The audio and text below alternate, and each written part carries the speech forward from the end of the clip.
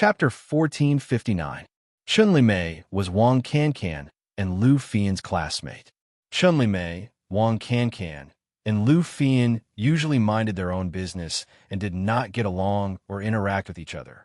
But the problem was that Chun Mei and Wang Cancan both secretly liked that senior Duanming. Chun Mei and Wang Cancan were classmates, and as for the senior Duanming that Chun Mei mentioned, he was in the second year of high school. Because of senior Duanming, Chun Mei and Wang Cancan's relationship in class worsened. There was even one time when they got into a fight in the classroom.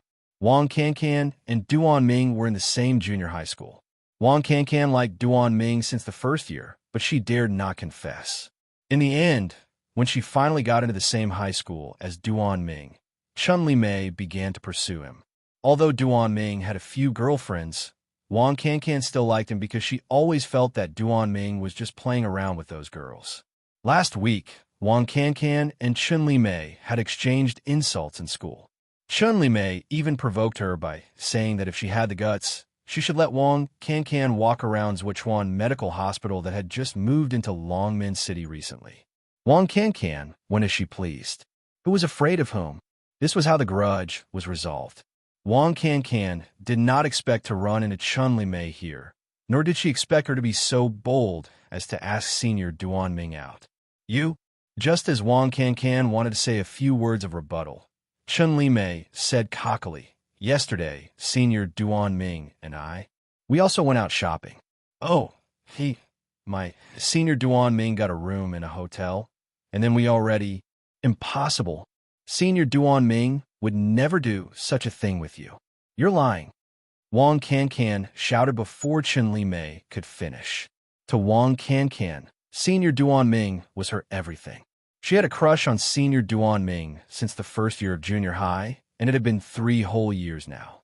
It was not that she had not interacted with senior Duanming in these 3 years, but when was he not acting like a gentleman? He was not the kind of person who would play around with women like Chun Mei said. "Oh, haha." Chun Mei's smile widened when she saw Wang Cancan's reaction. Yun Jian was sitting opposite Wang Cancan. Wang Cancan turned her head and looked at Chun Mei. Yun Jian could see their every word and action clearly. "Humph. In any case, senior Duanming will be accompanying me into the haunted house later. From what I see, you guys are so scared that you don't even dare to enter Zhuchuan Mental Hospital's main entrance, right?" "Ha ha." Chun Mei had no idea that Wang Cancan had already visited the haunted house with Yun Jian and Lu Fian. Her tone was laced with mockery. When she saw Yun Jian, who was sitting opposite Wang Cancan and Lu Fian, looking as exquisite and beautiful as a fairy, Chun Mei's unhappy expression immediately appeared. In the past, Chun Mei looked like a real fairy when she stood in the crowd.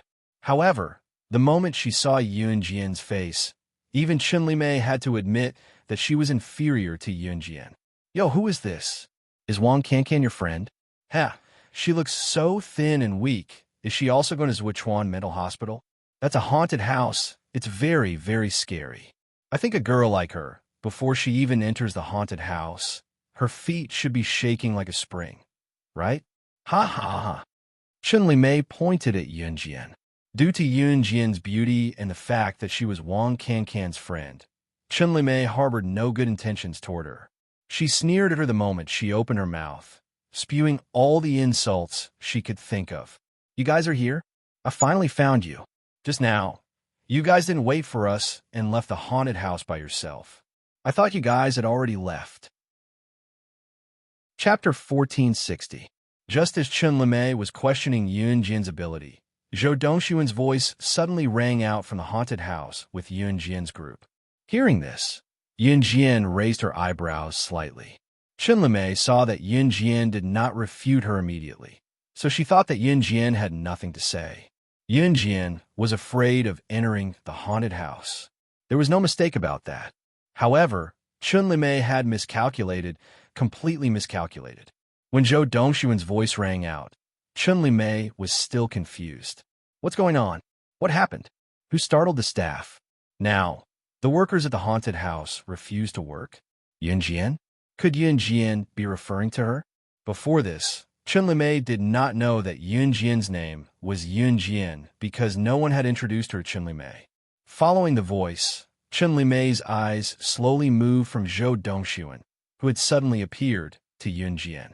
Shock, and fear were on the verge of erupting. What scared the workers at the haunted house? What is this? When Chun Li saw Zhou Dongxuan, who had suddenly appeared, and the group of people behind him, she muttered softly. Chun Li had a bad feeling because she saw the people around the coffee shop turn their eyes to Yun Jian after hearing Zhou Dongxuan mention Yun Jian. All of them widened their eyes and looked as if they had seen a ghost. TSK, isn't it just a small matter? Is there a need to make such a big fuss? She is Yun Jian. Humph! She scared the workers at Zhua Chuan Mental Hospital away, and now the haunted house is not open. There are also a bunch of visitors who came from afar waiting to enter the haunted house. This is all Yun Jian's fault. Humph! I knew she was a troublemaker who came out to harm people. Tui! How disgusting! Zhang Xiaoyu had been unhappy with Yun Jian since the beginning, and now it was even worse. He had just convinced Zhou Dongxuan not to look for Yun Jian, but now? When Zhou Dongxuan got out of the haunted house, just now, and heard that the staff were quitting and were about to go on strike because of Yun Jian, he started looking for her everywhere like a rabid dog. As a result, Zhang Xiaoyu disliked Yun Jian even more. Seeing that Chun Li was asking about what had happened just now, Zhang Xiaoyu was the first to stand up and say it. Her tone was strange, and she said it purely to make Chun Li hate Yun Jian. Chun Li had just said that Yun Jian was too cowardly to even go to a haunted house. Hearing Wang Xiaoyu's words, Chun Li felt nothing but shock and fear. What? She actually entered a haunted house and scared the workers to the point that they went on strike? Are you joking? Isn't Zhua Chuan Medical Hospital the scariest themed hospital in the history of the Guinness Book of Records? How could she be the one who scared the workers to the point that they went on strike? Shouldn't it be the workers disguised as ghosts who scared her to death? Chun Li was already rooted to the spot, looking no different from an idiot who was in a daze. The people around the coffee shop were stunned as well, especially those who were gossiping about Yun Jian just now. Wang Xiaoyu did not expect that not only did her words fail to make Yun Jian hated, the people around her were instead in an uproar about her capabilities. Wang Xiaoyu was annoyed. She was about to speak when she saw a man in torn pants and a trendy golden top that looked like it could blind one's eyes coming in. The man was in his early 20s, but his hair was dyed a golden mohawk that was so bright it could blind one's eyes. Wang Xiaoyu's eyes shone when she saw the man. She quickly waved at the man and called out, "Brother!" This was her brother, the one who worked under Longmen City's top mafia group, Falcon Hall. He was also Wang Xiaoyu's pride. Chapter 1461. Wang Xiaoyu felt that even the breath coming out of her nostrils had become noble. Wang Xiaoyu raised the phone in her hand up high and raised her hand at the man who had just entered the cafe. She shook the phone in her hand twice. "Brother, I'm here." With this shout, everyone in the coffee shop looked over. Feeling this kind of attention, Wang Xiaoyu was not shy at all. Instead, she raised her eyes and looked at the man with a golden mohawk hairstyle very proudly. The man with the golden mohawk hairstyle walked like a hooligan. Every step he took made him look like a hooligan teasing a beauty. Anyone who saw him would want to beat him up. "Sister Xiaoyu, why did you call me out?" The man with the mohawk hairstyle looked high and mighty. He glanced at Wang Xiaoyu and asked smugly. At that time, the man with the mohawk hairstyle still had his hands in his pockets, as if there was no one more powerful than him in the world. Yun Jian sat where she was. When she heard Wang Xiaoyu call him brother, she recalled how Wang Xiaoyu had bragged about how her brother worked for Falcon Hall at the haunted house. She would find time to visit Falcon Hall, but she did not care much now because Su Zetian was very capable. Falcon Hall was now the #1 gang in Jia Province, and the boss of the former #1 gang in Jia Province, Han Biao, was supporting Su Zetian. Therefore, Yun Jian was really a hands-off boss now. Perhaps it was because the man with the mohawk whom Wang Xiaoyu called brother was from Falcon Hall. Yun Jian glanced up at him. "Humph, brother, you have no idea. Someone bullied me at the haunted house just now." Wang Qiaoyu's mouth was full of nonsense. Who bullied my sister Qiaoyu? Come out now. In this day and age, people with some power had a habit of feeling superior. The man with the mohawk hairstyle looked at Wang Qiaoyu and shouted, It's her, it's her. It's her who bullied me. Brother, you have to stand up for me. Use your status to suppress her properly. It's best if you scare her to death.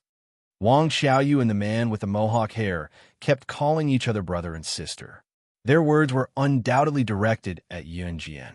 She's the one who bullied you, right? All right, Sister Qiaoyu, this brother will definitely help you get revenge for this.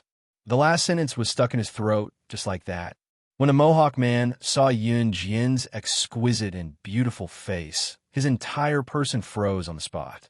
What a beautiful girl. What a beautiful girl. The man with the mohawk's hair almost drooled.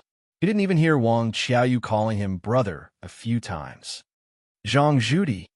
It was only when Wang Qiaoyu shouted his full name that the man with the mohawk finally reacted. The man with the mohawk hair, who was Zhang Zhudi, reacted in a daze. Brother, she bullied me. Wang Qiaoyu deliberately used a coquettish voice to speak to Zhang Zhudi, as if she wanted to draw Zhang Zhudi's attention back. However, Zhang Zhudi's eyes were already fixed on Yun Jian. When he responded to Wang Qiaoyu, his voice was very perfunctory. Oh, you're from Falcon Hall? Yun Jian's red lips curved slightly. She looked at Zhang Zhudi and asked under everyone's gaze. Yes. Zhang Zhudi was as loud as he was when he first entered the door. Now that Yun Jian asked him, he quickly responded. As he spoke, Zhang Zhudi's aura rose slightly. As long as he said that he was from Falcon Hall, Zhang Zhudi would feel a deep sense of pride. Who do you work under? What's your serial number? What's your superior's serial number? In the next second, everyone saw Yun Jian's slightly raised red arc suddenly relax. She suddenly asked this question with a cold face. Hearing this, everyone was stunned and at a loss for what to do. What did Yun Jian mean by that? However, Zhang Zhudi was the only one who suddenly came back to his senses when he heard Yun Jian's words. In front of everyone, he turned pale with fright and asked Yun Jian instead. Chapter 1462. Zhang Zhudi asked loudly. As he spoke, Zhang Zhudi's expression changed from a lustful one at the beginning to a tense one at the moment. Just like the kosher mercenaries, Falcon Hall had started to give each member a number. Every member of the kosher mercenaries had a number. The first was Yun Jian, who was ranked according to her strength, battle record, and contribution. Yun Jian had numbered Falcon Hall a while ago, and it was based on these aspects as well. Falcon Hall did not have a rule that forbade its members from revealing their numbers to outsiders. However, most of the members with lower numbers were unwilling to talk about it. Only those with higher numbers were willing to talk about it. In spite of it, those who were numbered closer to the front were usually mature and reliable. The candidates were usually handpicked by Yun Jian or Su Zetian because the number at the front meant that they were Falcon Hall's elders. Therefore, this created a phenomenon where those with higher numbers would not brag about it, while those with lower numbers would not be able to brag about it. Therefore, outsiders did not know that Falcon Hall had started to give out numbers. Wang Qiaoyu had wanted to scold Yun Jian when she heard Yun Jian's nonsense. However, Zhang Zhudi was really shocked after hearing Yun Jian's words. Not only did Zhang Zhudi's face turn pale, he even asked Yun Jian how she knew that the members of Falcon Hall had a number. Brother, why are you yelling at her? Falcon Hall has a number? Why haven't I heard you mention it before? Wang Qiaoyu only spoke to Zhang Zhudi after she came back to her senses. Zhang Zhu mentioned everything to her, especially bragging about it. Back then, the reason why Wang Qiaoyu recognized Zhang Zhudi as her brother was because Zhang Zhudi boasted that he could push himself up to the sky. In the end, Wang Qiaoyu really thought that Zhang Zhudi was so powerful, so she couldn't wait to call Zhang Zhudi brother. Wang Qiaoyu had heard all the bragging from Zhang Zhudi, but she had never heard of any number. That was why Wang Qiaoyu had asked. Yun Jian, Lu Fian, and Wang Cancan were still sitting in their seats. At this moment, Yun Jian was coldly looking at Zhang Zhudi. Zhang Zhudi was at a loss. How could there be such a thing? What serial number? I don't know. Zhang Zhudi realized that he had lost control of himself just now, so he tried to explain himself. Needless to say, Zhang Zhudi's number was definitely at the back. The image that he had erected in front of Wang Xiaoyu was that he was omnipotent. There was nothing that he couldn't do. If he reported his serial number, then his image would be **T. Actually, he was just an errand boy in Falcon Hall. Before Zhang Zhudi could finish, he was interrupted by Yunjin again. She looked at Zhang Zhudi and said in an unfriendly tone, "Falcon Hall has assigned a number to every member. It's impossible for any of them to be missed. If you don't tell me, I'll use your name to search for the number." Yunjin's words stunned everyone, especially Zhang Zhudi. After hearing Yunjin's words, Zhang Zhudi was stunned. Then he burst into laughter. "Uft, you said use my name to search for the number? Are you kidding? How are you going to do that? Do you think that Falcon Hall will care about you? You want to search for my number? Ha! Who do you think you are? The boss of Falcon Hall?" Uft. Zhang Zhudi's laughter rang out like a silver bell. When Zhang Zhudi laughed, Wang Xiaoyu laughed as well. Mocking Yunjin was Wang Xiaoyu's favorite. The mocking laughter did not seem to affect Yunjin at all. Yunjin picked up her phone and dialed the landline of Falcon Hall's headquarters. She reported Zhang Zhudi's name immediately. "Ha ha ha, she's even making a call. Yo yo yo, who's she calling? She wants to search for my brother's goddamn serial number." Wang Xiaoyu looked at Yunjin and laughed heartily. However, before Wang Xiaoyu could finish laughing, Yunjin suddenly reported a string of numbers. 113905. What? Are you crazy? I think that's the landline number, right? Ha! Wang Xiaoyu laughed out loud. F***, no, that's impossible. How do you know my serial number? You. Just when Wang Xiaoyu was about to burst into laughter, Zhang Zhudi's face suddenly turned pale with fright, and he shouted loudly, "That's because I'm also a member of Falcon Hall." Yunjin narrowed her eyes and said coldly in front of everyone, "Then what's your serial number?" Zhang Zhudi was stunned. He asked Yunjin in return, as if to confirm Yunjin's voice. Chapter 1463. Zhang Zhudi was already shocked when he heard Yunjin say his serial number. After all, how was Yunjin supposed to find out his serial number if he did not say it out loud?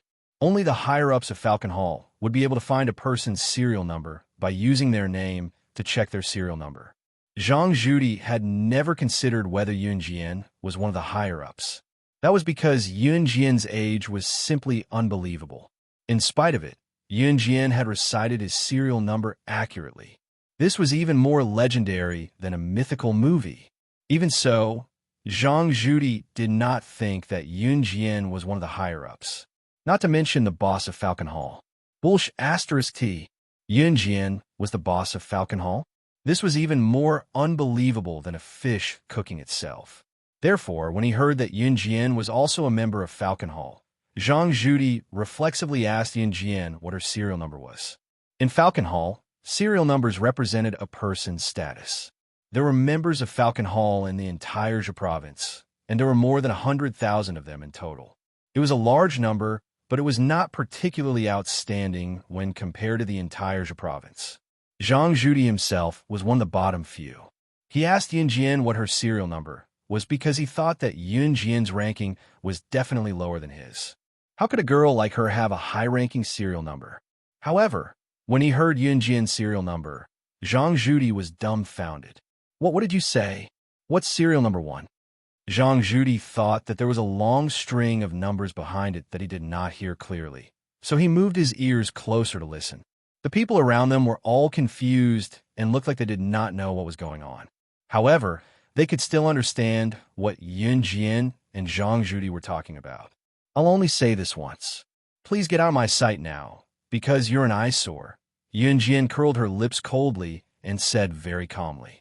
At this point, she turned her head and ignored everyone present. She said to Lu Fian and Wang Cancan, "There are too many mosquitoes here. It's annoying. Let's go." Lu Fian and Wang Cancan didn't want to stay here any longer, so they stood up as well. The reason why Wang Cancan didn't want to stay here was entirely because she didn't want to see her senior Duan Ming and Chun Li Mei being intimate with each other. Hey, hey, Wang Can, are you leaving just like that? Don't you want to see senior Duan Ming anymore? Senior Duan Ming went to the bathroom and will be here soon. Chun Li Mei saw that Wang Can wanted to turn around and leave just like that, so she opened her mouth to urge him to stay. Everyone knew that Chun Li Mei was up to no good. Even though she knew that Wang Can liked senior Duan Ming, Chun Li Mei still wanted to ask him to stay. She wanted Wang Can to see that senior Duan Ming was close to her, Chun Li Mei. Wang Can knew that Chun Li Mei had ulterior motives, but he couldn't help but stop. Yun Jian's eyes turned sharp for a moment. At this moment, a tall and handsome youth walked in from the main entrance. This kind of youth was the most popular among girls, so the moment he walked in, he received the deep gazes of the people around him. The young man was the senior Duan Ming that Chun Li Mei and Wang Can were thinking about, and at this moment, Duan Ming was walking over. When he saw Wang Can, Duan Ming didn't even believe his own eyes for a moment. The Wang Can today was completely different from when she was wearing her school uniform and pants at school. The Wang Can today was extremely beautiful. Duan Ming was originally walking towards Chun Li Mei, but he stopped halfway and turned to look at Wang Can. He opened his mouth and said, "You are Wang Can, right? I remember seeing you at school. You're dressed very beautifully today." Just as he was thinking about this, Zhang Zhudi, who was standing at the side, seemed to have suddenly thought of something incredible. He shouted at Yun Jian, and the words that came out of his mouth caused everyone present to be flabbergasted. "I remember. I'm up." San Guanzi once said that the boss of our Falcon Hall was a woman. She didn't seem to be an adult yet, and looked to be in her teens. She couldn't be you. Chapter 1464. Zhang Zhudi still remembered that one of his brothers in Falcon Hall had said that the boss of Falcon Hall was a woman, and she seemed to be underage. If that was the case, wouldn't Yun Jian, who was standing in front of him, fit the criteria? This thought gave Zhang Zhudi a fright. He quickly stopped Yun Jian and asked. In an instant, everyone present looked at her in astonishment. Falcon Hall was now the living signboard of Province. As long as one was in Province, they would know about Falcon Hall. Some people would even tremble in fear when they heard the words Falcon Hall. But what did Zhang Zhudi say? He said that Yun Jian was the boss of Falcon Hall? Brother, what kind of joke is this? She's the boss of Falcon Hall? Ha ha, this doesn't make sense at all. How could she be the boss of Falcon Hall? If she's the boss of Falcon Hall, then I'm a fairy who descended from the heavens. Hee hee, Wang Xiaoyu said shamelessly. As she spoke, her tone revealed a sense of matter-of-fact. Yun Jian narrowed her eyes when she saw this. She did not say anything. Wang Xiaoyu was talking happily. When Zhang Zhudi came back to his senses, he thought, hey, that's really the case. How could Yun Jian be the boss of Falcon Hall? Thinking of this, Zhang Zhudi said again, that's right, it can't be so coincidental. She definitely can't be the boss of Falcon Hall. I really had a stroke just now. My brain short-circuited. As he spoke, Zhang Zhudi slapped his head hard. Yun Jian glared at Zhang Zhudi. After knowing that Yun Jian was not the boss of Falcon Hall, Zhang Zhudi could not be bothered with Yun Jian anymore. When Yun Jian, Lu Fian, and Wang Can took a detour and left, Duan Ming suddenly grabbed Wang Can's hand and said to her, Wang Can, are you free at 6:30 tonight? Do you want to go shopping together? Duan Ming's words were like a great joy from the heavens, causing Wang Can's face to instantly fill with a smile. Senior, can I really go shopping with you? Wang Can panicked in front of Duan Ming. He was completely flustered and had completely lost his hands and feet. Therefore, when Duan Ming invited her, Wang Can was completely dumbfounded. Of course, I'm honored. Duan Ming revealed a very gentle smile. This smile almost made Wang Can stand in place, unable to react for a long time. What are you looking at? Your senior Duan Ming has already gone far away. Lu Fian laid on Wang Cancan's body and muttered softly. I didn't notice. Wang Cancan smiled brightly. Yun Jian just smiled slightly. In the end, the three of them went to the shopping mall to pick out a gift for Qin Yuru. Wang Cancan had a good eye for choosing birthday gifts. After picking and choosing, in the end, Wang Cancan helped Yun Jian choose an exquisite apron for Qin Yuru. The reason why he gave her an apron was because Wang Cancan heard from Yun Jian that Qin Yuru was currently working in a flower shop. When working in a flower shop, Qin Yuru would usually use an apron because wearing an apron when trimming flowers and plants would not dirty her clothes. Although the flower shop had its own apron, the apron that his daughter gave him was different from the original apron of the flower shop. Furthermore, Qin Yuru did not lack anything right now, so giving her a birthday gift was also a kind gesture. Yun Jian listened to Wang Cancan and chose an apron that was more suitable for Qin Yuru's temperament. She even found someone to wrap it up in 3 layers. This was the first time Yun Jian had bought a gift and wrapped it up in 3 layers. I owe you a favor. If you have anything in the future, you can ask me. I can help you within the scope of the conditions. Yun Jian said to Wang Cancan with one hand holding the gift. Helping her choose a birthday gift for Qin Yuru was a great kindness to Yun Jian.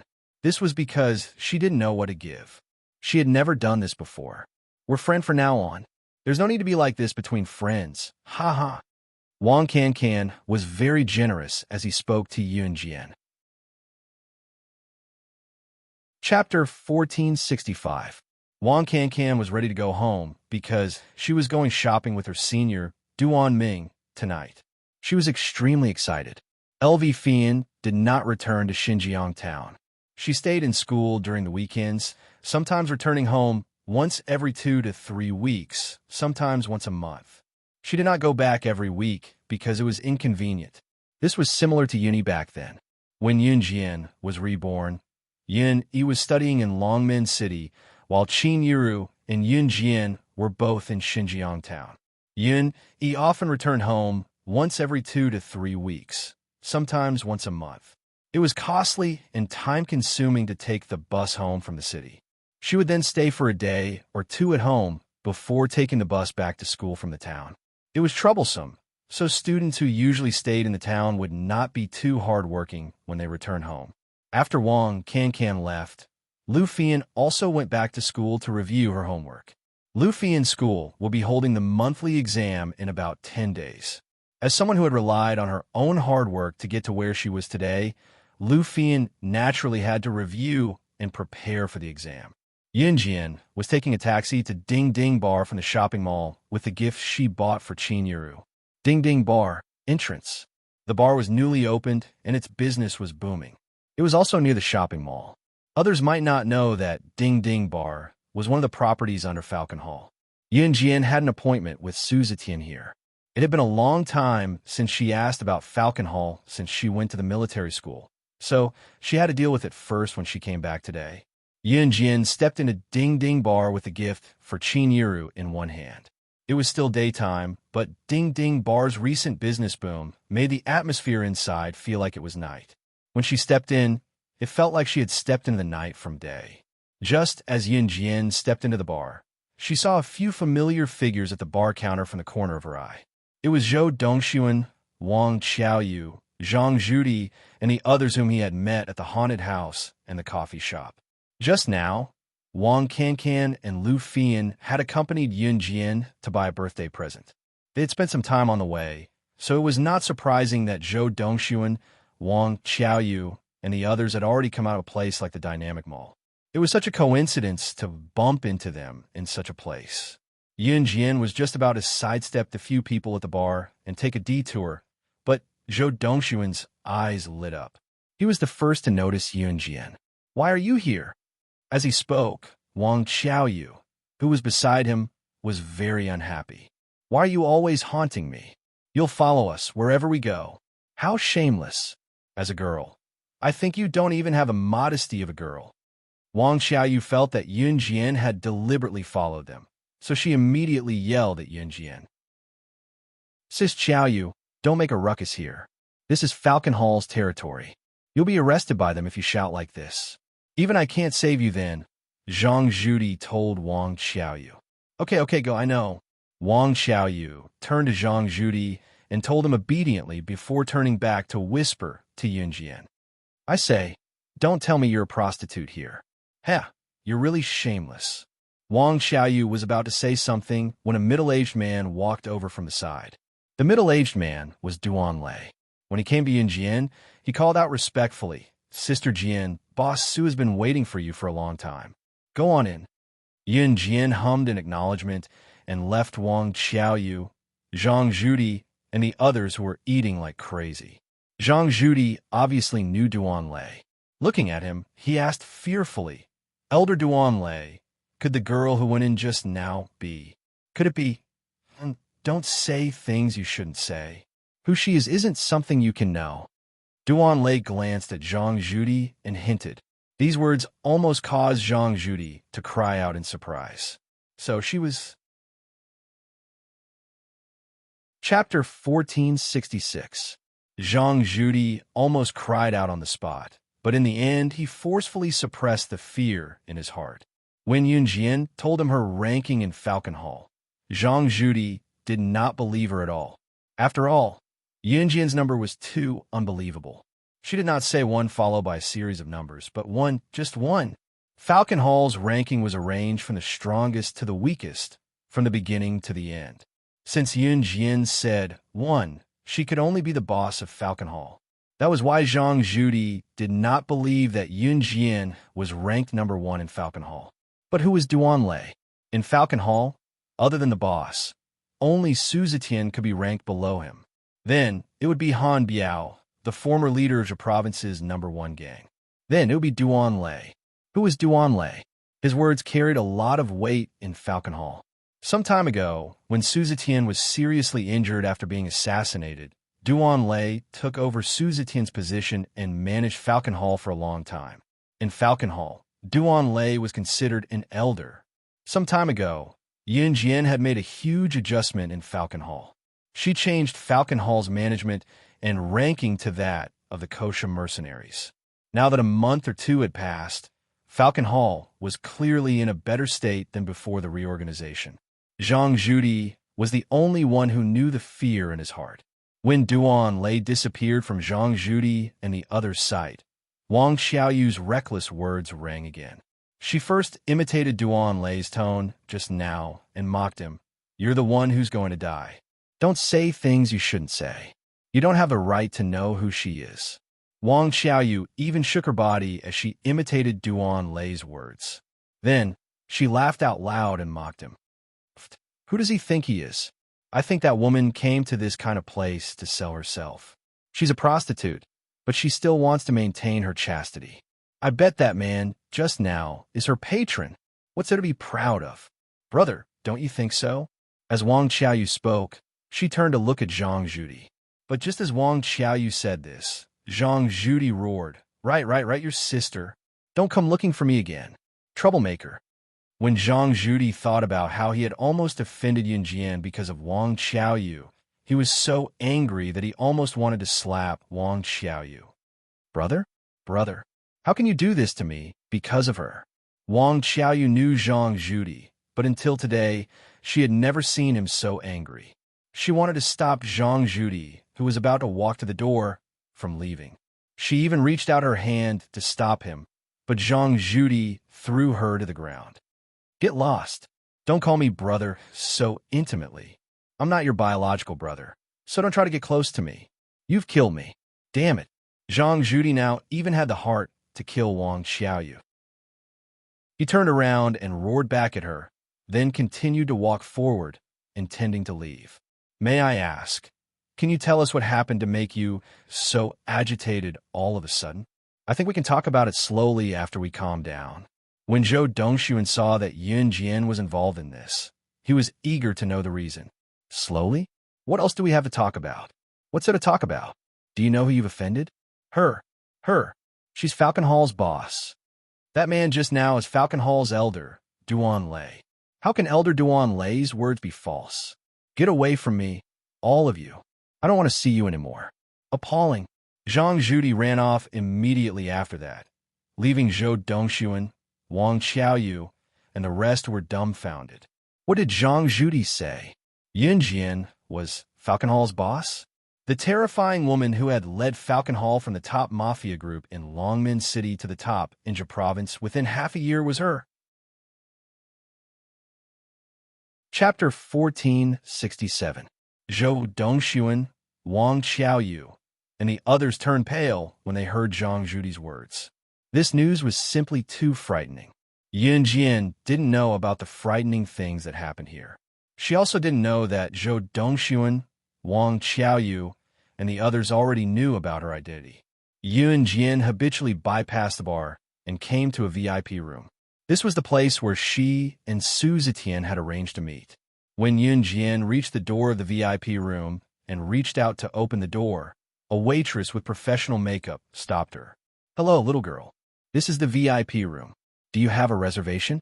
The waitress deliberately stood there to wait for someone because she heard that a very important person was coming here today to meet the important person who was already sitting in the room. Therefore, she stood there to serve the important person who was about to arrive. Seeing Yun Jian casually open the door, the waitress thought that Yun Jian was a girl who got lost in the bar. "I made an appointment with the person inside." With that, Yun Jian held the door handle and opened it.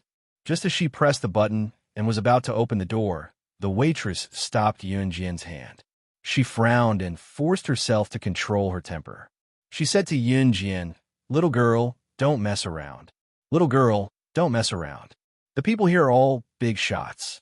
And I can't afford to offend them. Just go play by yourself. She's the important person who's coming to our bar.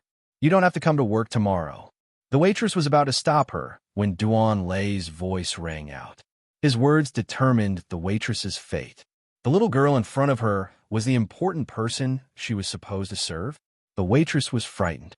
She hurriedly bowed and apologized to Yun Jian. "I'm sorry. I was blind just now. Don't fire me. I was wrong.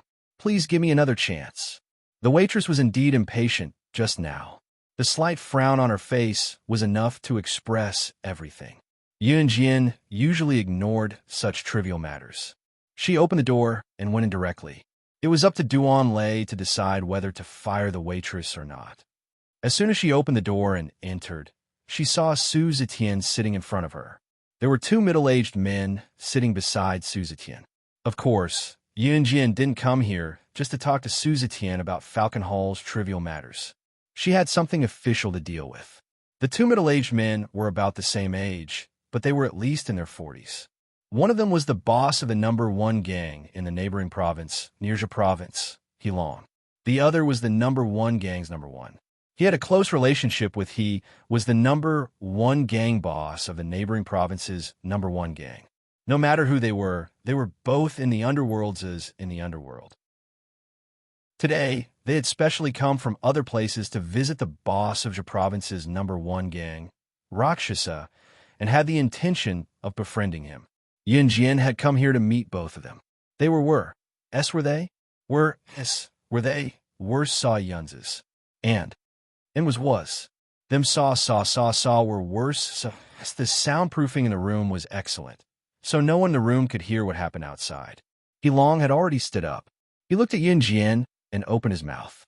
In the end, he turned to Su Zetian with a smile. He pointed at Yun Jian and asked, "Brother Su, is this girl your daughter?" Yun Jian was too young. She was more than old enough to be Su Zetian's daughter. Su Zetian laughed when he heard that. He introduced Yun Jian to Heilong and Qi Shangjin. The word from Su Zetian's mouth shocked the two men. Chapter 1468. Heilong and Qi Shangjin's expressions changed immediately after Su Zetian introduced Yun Jian. What? The little girl standing before them, who was a full size younger than them, was the boss of Falcon Hall, Rakshasa, whom they were here to visit. The news was so shocking that Heilong and Qi Shangjin stood rooted to the ground, unable to react for a long while. Yun Jian was really too young. She was only in her teens, right? She was still underage, right? Was she really the Rakshasa who had only spent half a year to turn Falcon Hall into the #1 gang in the province? Ha ha ha, are you surprised? I'm sure that you'll be even more surprised later on. Su Zetian laughed loudly. His admiration for Yun Jian could no longer be described with words. Why are you looking for me? Yun Jian followed Su Zetian's words. As she spoke, she had already walked up to He Long and Qi Shangjin. Yun Jian's every move did not seem like a child's. Instead, she seemed much more mature. He Long and Qi Shangjin could not help but look directly at this teenage girl. Ahem. Let me introduce myself first. I'm He Long, the boss of Lin Yun Gang. He's the second in command of Vast Ocean Gang. I'm from the neighboring province, and he's from Gan Province. We're here to form an alliance with Falcon Hall. Seeing that Yun Jian was still a teenager, He Long thought that Yun Jian should be young and ignorant. He cast a wide net, thinking that Yun Jian would definitely agree to form an alliance with his gang and Qi Shangjin's gang. After all, Yun Jian was still a child. Someone like her, who could lead Falcon Hall to become the #1 gang in Ja Province, would definitely want to form an alliance with other gangs. After all, one more friend meant one less enemy. Everyone knew that. Moreover, since Falcon Hall had climbed to its current position, there would definitely be many people waiting for an opportunity to destroy Falcon Hall. After all, Falcon Hall had just become the #1 gang in a province. As long as Yun Jian was a smart person, she would definitely form an alliance with the #1 gangs in other provinces to strengthen her position. Therefore, He Long was 90% sure that Yun Jian would agree when he mentioned his intentions in front of Yun Jian. Moreover, she was only a teenage girl. Now that she had climbed to her current position, she would definitely want to keep it. In spite of it, He Long miscalculated. After He Long stated his purpose, Yun Jian rejected him directly. Falcon Hall won't form an alliance with any gangs in any form. Why? He Long asked as he looked at Yun Jian in shock. Yun Jian had already made her way to an empty leather sofa in the room and plopped herself down lazily. Crossing her legs, she narrowed her eyes as a sharp glint flashed across them. Qi Shangjin had the same question as He Long. The sect that He Long and Qi Shangjin were in had the same status as Falcon Hall. They were both the top sects in their respective provinces. Logically speaking, Yun Jian should have agreed to their requests in a hurry. After all, an alliance between the #1 gangs was beneficial to both parties. Especially a girl like Yun Jian. She was so young. Shouldn't she be inexperienced? With such benefits, shouldn't she have decisively agreed to it? Just as He Long and Qi Shangjin were puzzled, Yun Jian's next words overturned their understanding and shocked them like never before. I only accept gangs that want to join Falcon Hall. Yun Jian paused at this point, then continued arrogantly. Of course, you can choose not to join me, but I believe that I will forcefully take all of your gangs under my banner in the near future. Arrogant. Arrogant. That was the first impression that Yun Jian gave to He Long and Qi Shangjin. Chapter 1469. Yun Jian's words were more than arrogant. More than arrogant. She was as arrogant as the heavens. Everyone present was stunned by her arrogant words and aura. Even Su Zetian was shaken. Back then, Yun Jian had taken away Su Zetian's Dragon Head Gang and renamed it Falcon Hall. A long time ago, Su Zetian had invited Yun Jian to join Dragon Head Gang, but Yun Jian wanted the entire gang. The scene just now overlapped with the one from a long time ago. What had not changed was that Yun Jian was still as arrogant as ever. However, she had the right to be so. Dragon Head Gang was the worst gang in Ja Province back then, but under Yun Jian's leadership, it had developed into the top gang in Ja Province today. Back then, Su Zetian and his brothers had built Dragon Head Gang from scratch. More than anyone else, Su Zetian hoped that Dragon Head Gang, now known as Falcon Hall, would rise higher and go further than anyone else. In spite of it, becoming the top gang in Longmen City was already the limit in Su Zetian's hands. In retrospect, Su Zetian even felt fortunate that he had passed the gang to Yun Jian back then. Otherwise, there was no doubt that it would have been difficult for Dragon Head Gang to maintain its position as Longmen City's top gang, let alone become the top gang in Ja Province. Su Zetian had experienced it firsthand, hence, he chose to believe in Yun Jian. However, He Long and Qi Shangjin were different. Both of them had come here with the intention of forming an alliance. What about Yun Jian? She said no to forming an alliance. That aside, she even wanted to annex all the gangs? That was a fool's dream.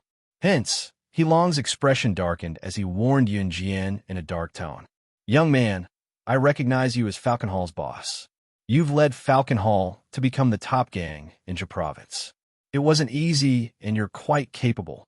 However, you're still young. You're not as experienced or far-sighted as we are. Don't expect too much at such a young age. Falcon Hall is powerful, but it's not powerful enough to annex all of us. You're so young, yet you speak so arrogantly. You must know that there's always someone better out there.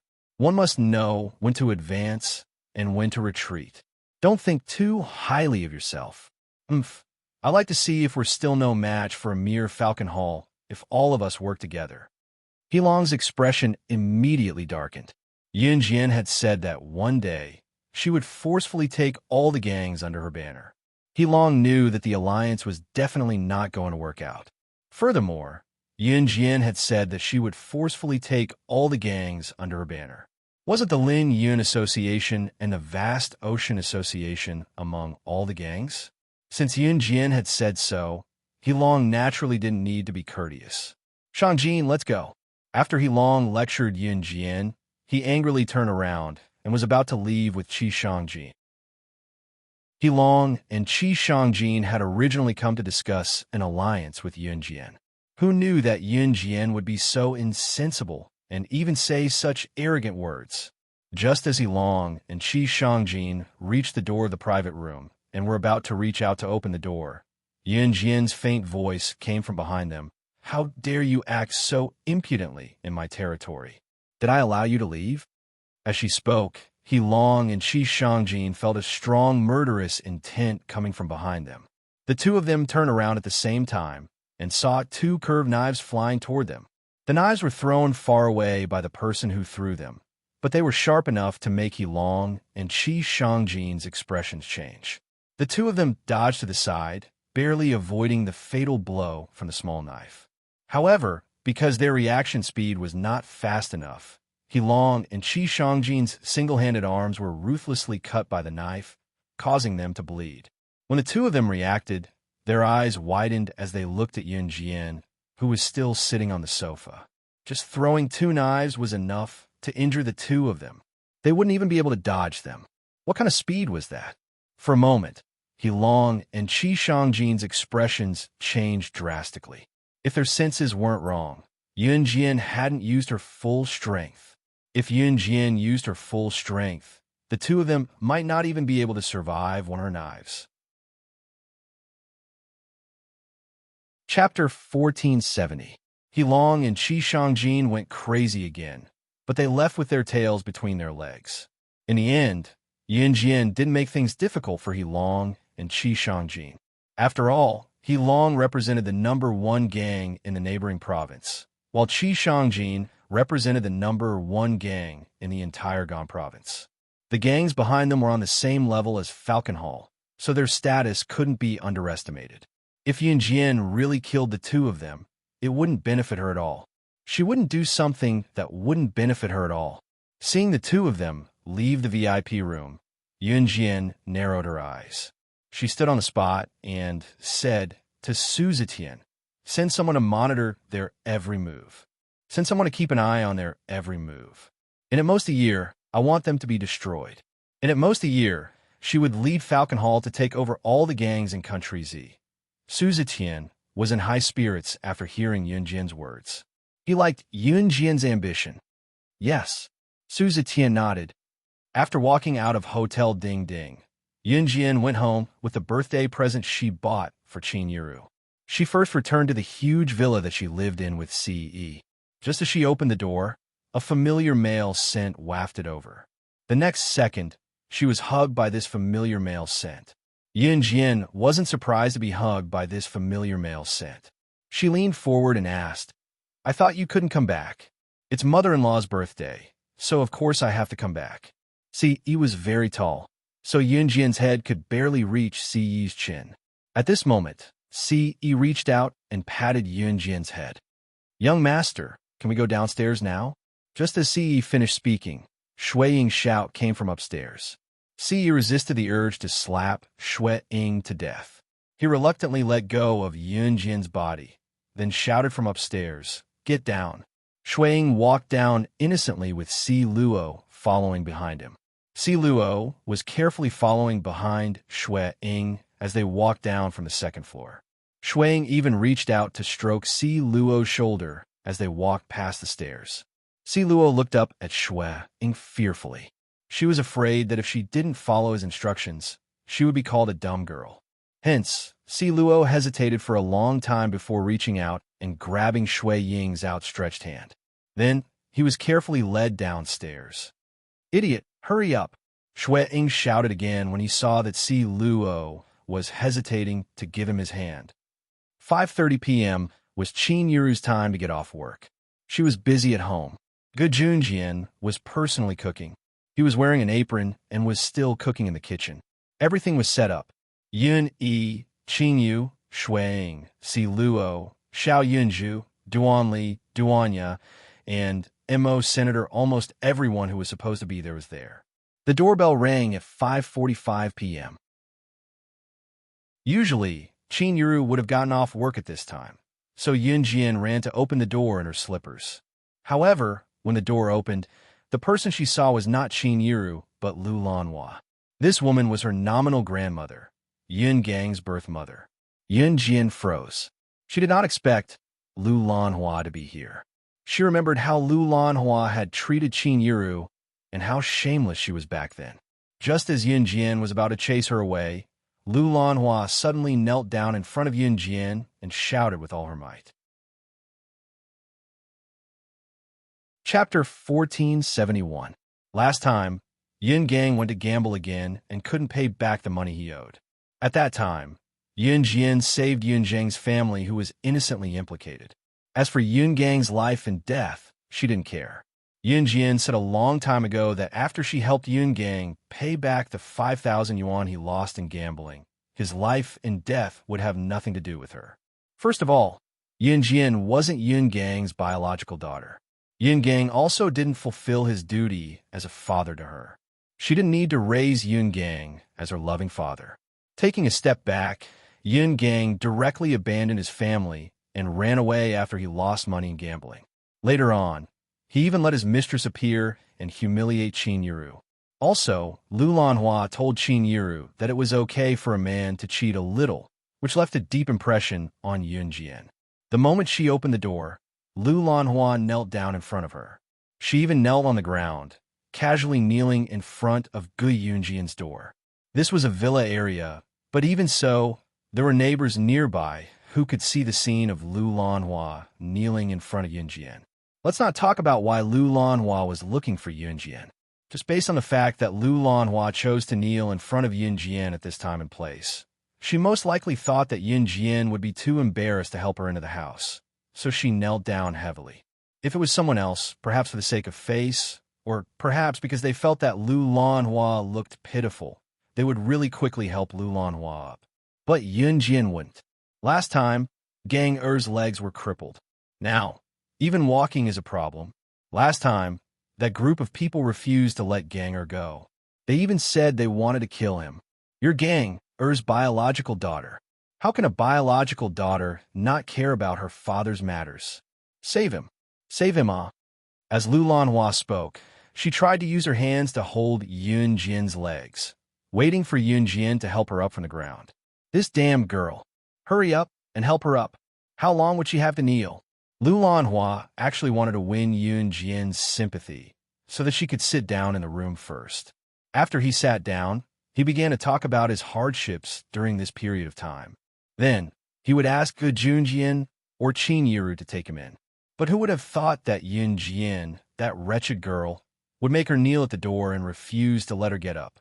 I've already said that he has nothing to do with me. You don't have to beg me here. Even if you kneel until tomorrow, I won't pity you and let you in. Also, if you continue to pester me endlessly, there's no need for those people to cripple him. I'll go and kill him right now. Yun Jian said it word by word. Today was Qin Yuru's birthday, and Lu Lanhua was using this opportunity to gain sympathy. Yun Jian could not stand it anymore. Fortunately, Qin Yiru had not returned home yet. Otherwise, Qin Yiru would be sad every time she saw the past. After all, no one wanted to recall the unpleasant past.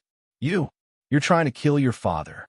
Oh my God, how can there be such a vicious daughter like you in this world? Lu Lanhua was terrified by what Yun Jian said. After all, she had gotten used to insulting Qin Yiru and Qin Yiru before they got married, so she could not change her habit now. Thus, it did not take long for Lu Lanhua to revert to her original form. Yun Jian frowned slightly. In the next second, she grabbed Lu Lanhua's collar and dragged her toward the villa's door amidst Lu Lanhua's cries and screams. Hey, what are you doing? Yun Jian, Xiao Jian, you can't do this to your grandma. I'm your real grandma. I've been good to you before, haven't I? The last scream was when Yun Jian threw Lu Lanhua out of the villa's door. The surrounding neighbors loved to watch a good show. At this time, when they saw that there was such a lively scene, they all gathered around. They saw Yun Jian holding something in her hand and flinging it out of the villa. Then, Yun Jian told Lu Lanhua in front of everyone, not afraid of airing her dirty linen in public. Chapter 1472. Yun Jian's words made the neighbors who were watching the show blink. Just as Yun Jian finished speaking, Lu Lanhua simply sat down on the ground and shouted without any hesitation, "Heavens! Is there still any justice in this? She even wants to hit her own grandmother. This is too much. Too much. Everyone, come and judge this." As she spoke, Lu Lanhua beat her own feet and shouted like a homeless person. The only difference was that as she beat her own legs, she added fuel to the fire as she told the story. However, she deliberately omitted the vicious way she had treated Yun Jian and Qin Yiru in the past. Her own father's legs are now crippled, but the two of them are great. One remarried to a soldier and is now enjoying life. The other punched and kicked her own grandmother. Is there still any justice in this? Where are the police? Where do the police go? Quickly call the police over to judge this. All of you are here to bully an old woman like me. Bullying an old woman like me who can't walk properly. Where is the justice in this? Lu Lanhua saw that more and more neighbors were gathering around Qin Yiru's house, and her shouts became louder and louder. Those who didn't know would really think that after Yun Gang's legs were crippled, Qin Yiru saw that Yun Gang was crippled, then turned around and married Gajunjian. Yun Jian, on the other hand, stopped her grandmother from entering the house. Before Yun Jian could explain, Lu Lanhua's words had already caused the surrounding crowd to point and gossip. TSK, I didn't expect Officer G's current wife to be such a woman. I was wondering why Officer Go suddenly got married after divorcing his ex-wife for so many years. This new wife even has a family to feed. I heard that he married her from a poor village. TSK, I reckon that Officer Go got married to her because he was set up, right? I think she is an indecent woman herself. She even abandoned her husband, who can't walk properly. I think this kind of woman should be drowned in a pig cage. That's right. I didn't expect Qin Yiru to be that kind of person.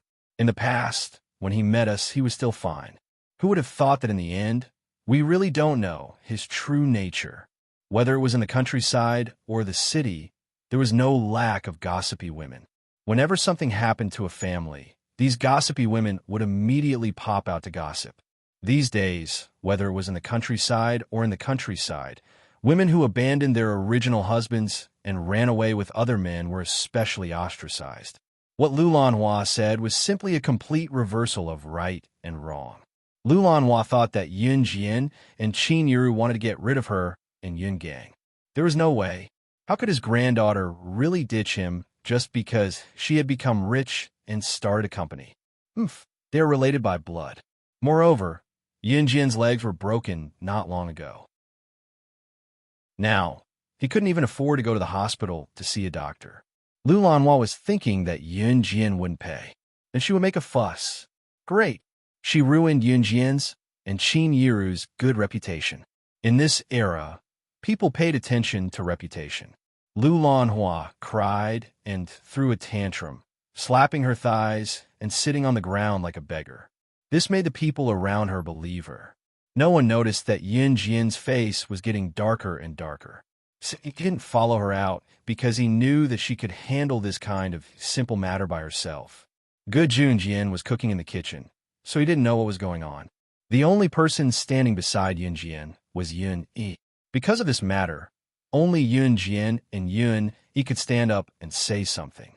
At this moment, when Lu Lanhua saw that everyone was helping her, she became even more excited. Yun Jian wasn't in a hurry to speak. She simply crossed her arms and watched. It was only when Lu Lanhua was done crying about all the hardships that never happened that Yun Jian's cold voice rang. "Are you done?" This simple sentence made Lu Lanhua shiver. However, when Lu Lanhua saw that there were so many people around, she felt that Yun Jian wouldn't dare to do anything to her. Hence, Lu Lanhua said, "How can I be done? Your mother is 8B*TCH who abandoned her husband." Lu Lanhua was doing this because she thought that Yun Jian was rich now. If she made a scene, Yun Jian would feel that it was bad for her reputation. Hence, she would probably give her some money to stop her from talking. However, before Lu Lanhua could finish speaking, Yun Jian took a step forward in front of everyone. She slapped Lu Lanhua hard on the face. This slap made Lu Lanhua fall to the ground and spit out her fake teeth. The force was so strong that Lu Lanhua's face was almost deformed. Chapter 1473. Everyone was shocked. No one expected Yun Jian to hit Lu Lanhua. After all, a granddaughter hitting her grandmother would be scolded for being unfilial.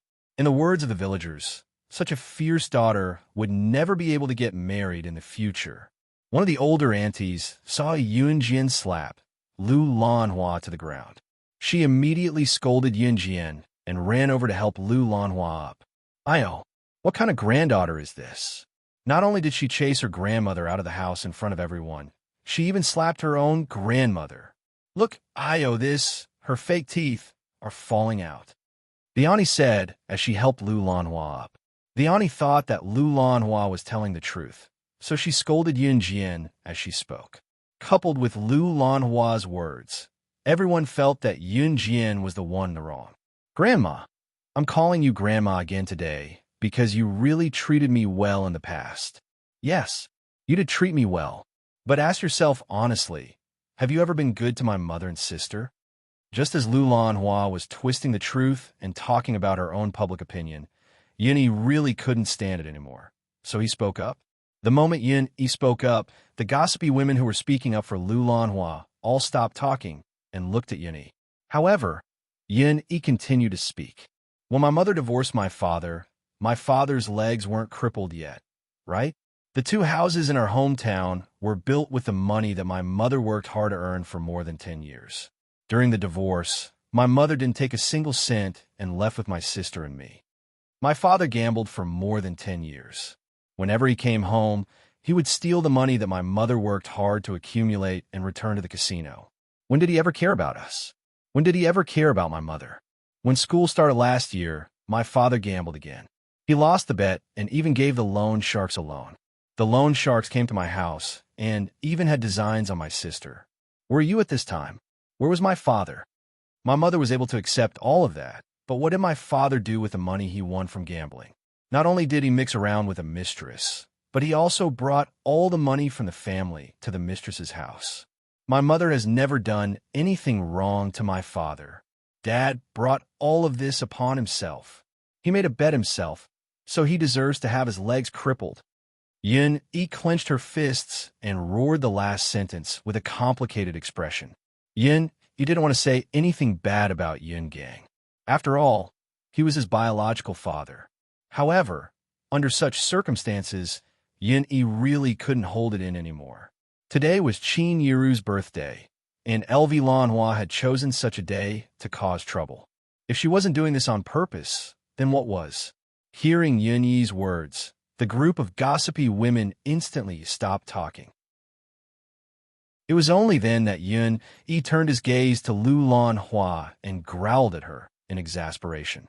He said angrily to Lu Lanhua, "If it were me who slapped my sister just now, I would have stabbed you to death instead of just giving you a simple slap. My mother has worked hard for the Yun family all her life. But what did she get in return? How did the Yun family treat my mother and my sister in the past? Now that something has happened, you want to cause trouble because our family is rich, right? Let me tell you, I'll take care of my mother and my sister now. You want to cause trouble? No way. Yin Yi's knuckles cracked when he said this. That was the kind of anger that only people who had experienced it could show. The surrounding people were dumbfounded, especially the gossipy woman who had just said that Yun Jian wasn't a good person. Even Lu Lanhua was speechless. No one had expected that Yun Yi, who had always been obedient and polite to everyone and had excellent grades, would say such things in order to protect Qin Yiru and Yun Jian. Chapter 1474. Although Yun Yi's words sounded a little extreme, the people around him could tell what he was implying. Lu Lanhua was completely a vicious mother-in-law. In the past, she abused her daughter-in-law Qin Yiru. Now that Qin Yiru had married well and her daughter and son were successful, she shamelessly came to ask for money. She was simply a shameless old woman. The gossipy women present were generally women who had experienced fierce battles with their mothers-in-law. Generally, the relationship between mothers-in-law and daughter-in-law was not good, unless the mother-in-law was a very cultured woman who would not be calculative. Therefore, the gossipy women especially hated unreasonable mothers-in-law. And just as Lu Lanhua's image as a vicious mother-in-law was established, the surrounding people who were watching the show began to point at Lu Lanhua. Those gossipy women simply rushed into the house, took all kinds of vegetables and eggs, and threw them at Lu Lanhua. The Annie who reached out to help Lu Lanhua had already helped Lu Lanhua up.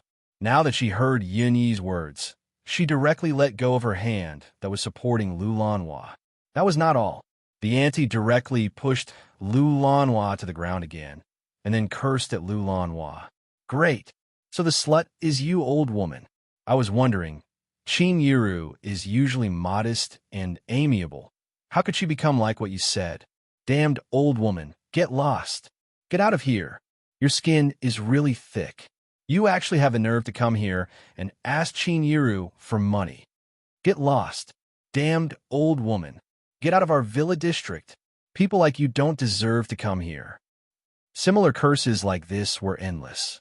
What was more frightening was that these gossipy women even ran home to take all kinds of vegetables and eggs and ran out to throw them at Lu Lanhua.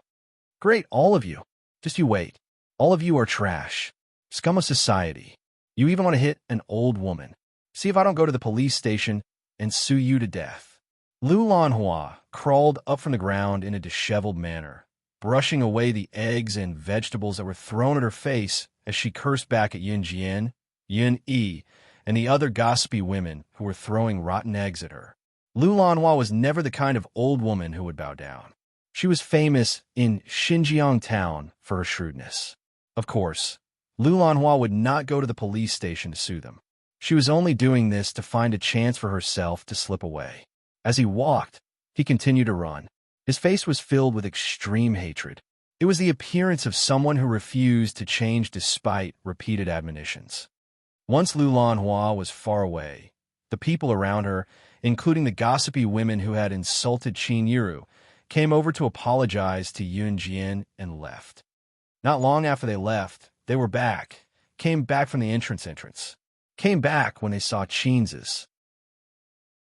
Xiao Jian, Xiao, what's going on here? Qin Yiru asked curiously when she saw the vegetables scattered on the floor and the egg with its yolk cracked open. A rat tried to steal something, but everyone smashed it to death. Mom, let's go home. Yun Jian pulled Qin Yiru's hand and headed home. Yun Jian only gave a brief explanation about the battlefield just now.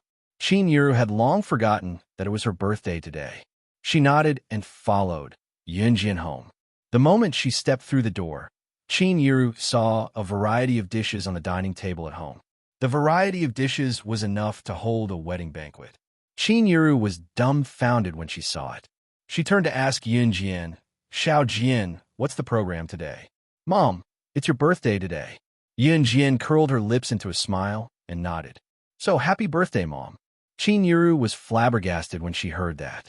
Gu Junjian had already taken the last big cake out from the kitchen and told Qin Yuru, "Honey, happy birthday. This is the first birthday I'm celebrating for you. I'll celebrate your birthday with you every year from now on." When Qin Yuru heard Yun Jian and Gu Yunjian's words, she realized at once that her daughter and husband had given her the cold shoulder in the morning to give her such a big surprise. Chapter 1475. Qin Yuru's mother, happy birthday. Just as Qin Yuru's eyes were turning red, Xiao Yunju, Duan Li, and Duanya each grabbed a balloon with the words happy birthday on it and rushed down the stairs in an orderly manner, with Xiao Yunju taking the lead. The three of them handed the balloons with the handwritten words to Qin Yuru. The words on the balloons were, happy birthday. Qin Yuru's mother, the presents are in the balloons, hee hee. I was the one who came up with the idea of giving presents. Xiao Yunju took the lead and shook his head. He, Duan Li, and Duanya each put their presents in the balloons and handed them to Qin Yuru.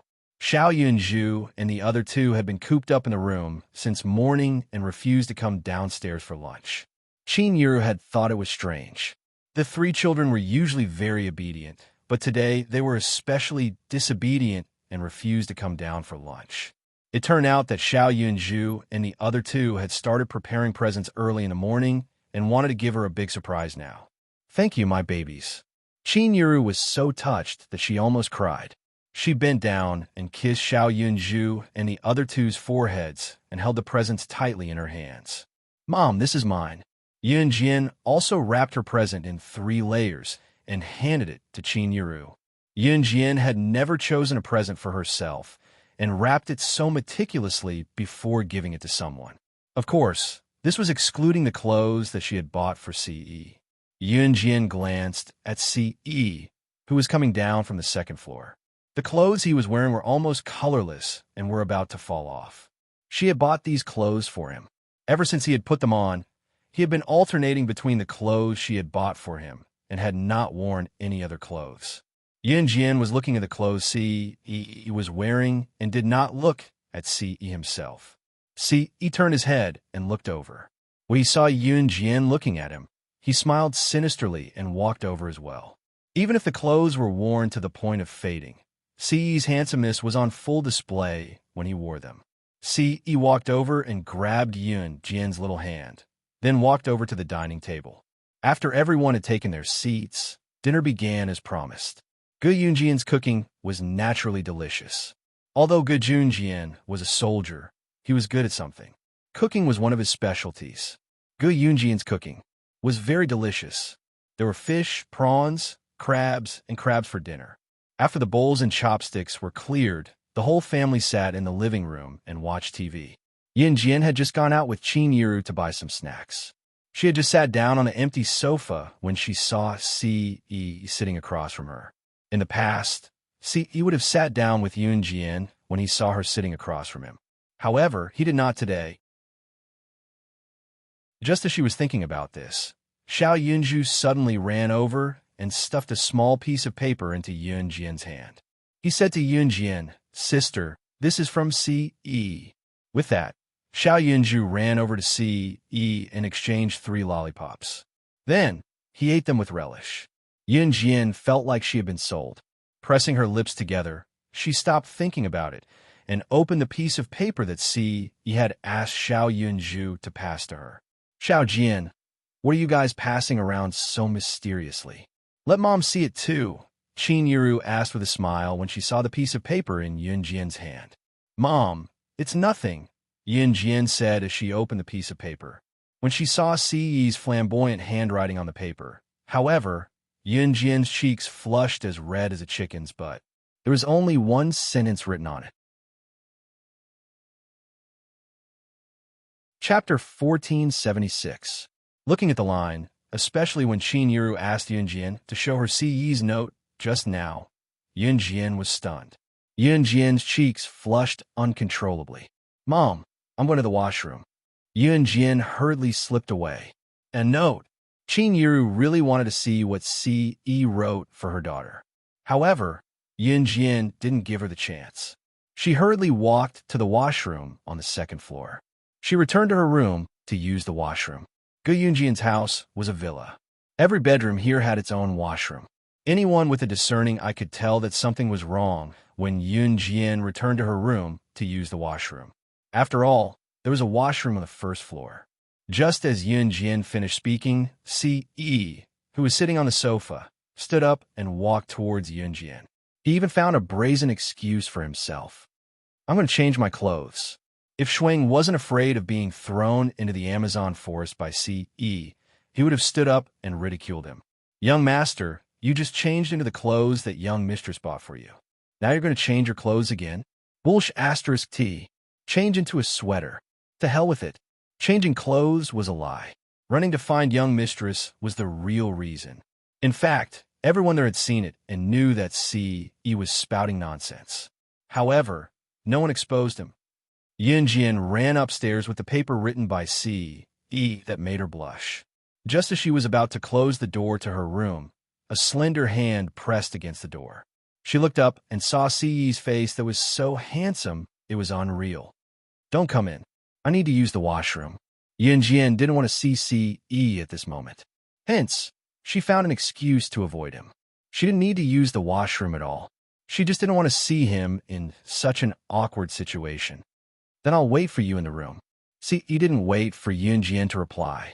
He slipped into the room and closed the door behind him. Ce knew that Yunjian didn't want to use the washroom at all. Hence, when Yunjian turned around, Ce hugged her from behind. In a few moves, he pressed Yunjian's chest down in her, but onto the bed. Yunjian was caught off guard. By the time she reacted, a certain part of Ce's body was already pressed against her butt. Get up. I need to use the washroom. Yunjian struggled, but Ce didn't let go. The naughty hand hugged her waist from her back and slowly moved upwards. In the end, it circled around two plump areas. Xiaojian, don't move. I'll just hug you. Ce bent down and whispered into Yunjian's ear. It wasn't the first time he had hugged her anyway. However, Yunjian clearly felt her bra being pushed up by a hand that grabbed her breasts at close range and squeezed gently. Let go. If you don't, I'll... Yunjian turned to push Ce away. 3 sneaky voices came from the corridor outside the door. Ce, Gidge must be having an affair with Jiejia. We have to catch them. The teacher said that they'll be sent to the police station if they're caught having an affair. Xiao Yunju's confident voice rang out. Then we mustn't let them escape. Duan Li's voice rang out.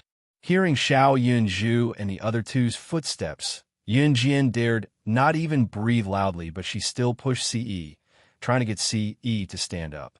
As she pushed, however, Yunjian's hand was placed very low because she couldn't lift it.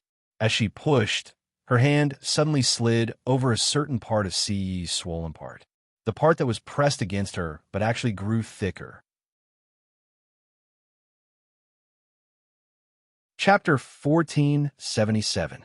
The worst part was that Xiao Yunju and the other two were already standing outside Yunjian's bedroom. Yunjian couldn't even make a sound. If she were to say anything now, Xiao Yunju and the other two would hear her. Ce's breath instantly became heavy.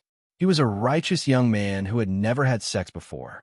He had never even touched a woman's hand before. This time, the woman he loved was lying in front of him. If he could resist, he might as well change his name to woman. He reached out and hugged Yunjian. At this moment, Xiao Yunju, who was standing at the bedroom door, spoke again. I'm sure that big brother Ce is in big sister's room. Should we rush in now to catch them in the act or wait for them to come out? I see that the police always rush in to arrest people. Should we rush in too? Duan Li suggested. That's impolite. Our teacher said that we can't be so impolite. At this moment, Duanya spoke in a serious tone as if she was reading a book. Her words were especially loud. Xiao Yunju and Duan Li spoke softly. They knew that they had to speak softly because big sister and big brother Ce would hear them. However, Duanya was still young, so she spoke loudly. The moment Duanya spoke, Duan Li hurriedly covered Duanya's mouth and whispered, Shuh, don't speak so loudly. Big sister and big brother Ce can hear you in the room. In fact, Yunjian and Ce had heard them a long time ago. Even though Xiao Yunzhu and the other two spoke softly, Yunjian and Ce could still hear them. Yunjian's expression darkened when she heard Yunzhu and the other boys talking about her, and Ce as if they were really having an affair behind everyone's back. Xiao Yunzhu and the other two waited outside the door for more than 10 minutes. Ce and Yunjian maintained the same posture for more than 10 minutes. Ce, who was burning with lust from Yunjian's teasing just now, calmed down. If it weren't for Xiao Yunzhu and the other two guarding the door, he wouldn't have cared that Qinyiru and Junjian were still awake when Yunjian accidentally touched his manhood. He probably wouldn't have been able to hold himself back and would have ked Yunjian. The piece of paper that he had stuffed into Yunjian's mouth earlier was the best proof of his desire. At this moment, Qinyiru's voice came from the bedroom door. Xiao Zhu, why are the three of you standing here? I've already bought the snacks for you. Hurry up and go downstairs to eat. Haha, Mother Qin, we got it. Xiao Yunzhu and the other two acted as if they had been caught doing something naughty. The three of them quickly ran downstairs, fighting to be the first to go downstairs. Children were like this, innocent and naive. More than 10 minutes later, Yunjian and Ce had also tidied up their clothes. Yunjian even went back and forth to tidy herself up, afraid that something would be discovered when she went downstairs. When Yunjian went downstairs, Shueing even forcefully pulled Si Luo's hand. Si Luo retracted her hand in fear, but Shueing simply grabbed her hand and stopped her from moving. She didn't know how much Shueing had treated Si Luo during this period of time, but Si Luo didn't dare to resist at all. She pouted and sat where she was, withdrawing her hand. In the end, she had no choice but to let Shueing hold her tightly. When he saw Yunjian and Ce coming downstairs, Shueing subconsciously asked, why did you guys take half an hour to change in the bathroom? Just as Shueing asked this question, he instantly realized that he had asked the wrong question. He looked up and saw Ce holding Yunjian's hand with a gloomy expression. Before Ce could say anything, Shueing tried to say something else to ease the awkward atmosphere. The weather is really good today, huh? It was already dark outside. Shueing only realized that it was already dark after he said that. Then, Shueing could only laugh awkwardly and add, today, I mean the weather is good today, ahem. Just as he finished speaking, Yunjian's phone rang. Yunjian took out her phone from her pocket and glanced at it. It was a landline number. Yunjian didn't know many people and didn't have a phone with her. There was only one person who could call her using a landline number, and that person was Lu Fian. Yunjian frowned slightly and immediately answered the call. Lu Fian's voice sounded from the other end of the line. Chapter 1478. Wang Cancan was in trouble. After all, she was her friend and had nothing to do with Yunjian. LV Fian didn't want to trouble Yunjian, but she had no choice. She usually stayed at school on weekends and had no friends or relatives. Moreover, it was late at night. There were 6 or 7 students in her class who didn't go home on weekends and stayed at school.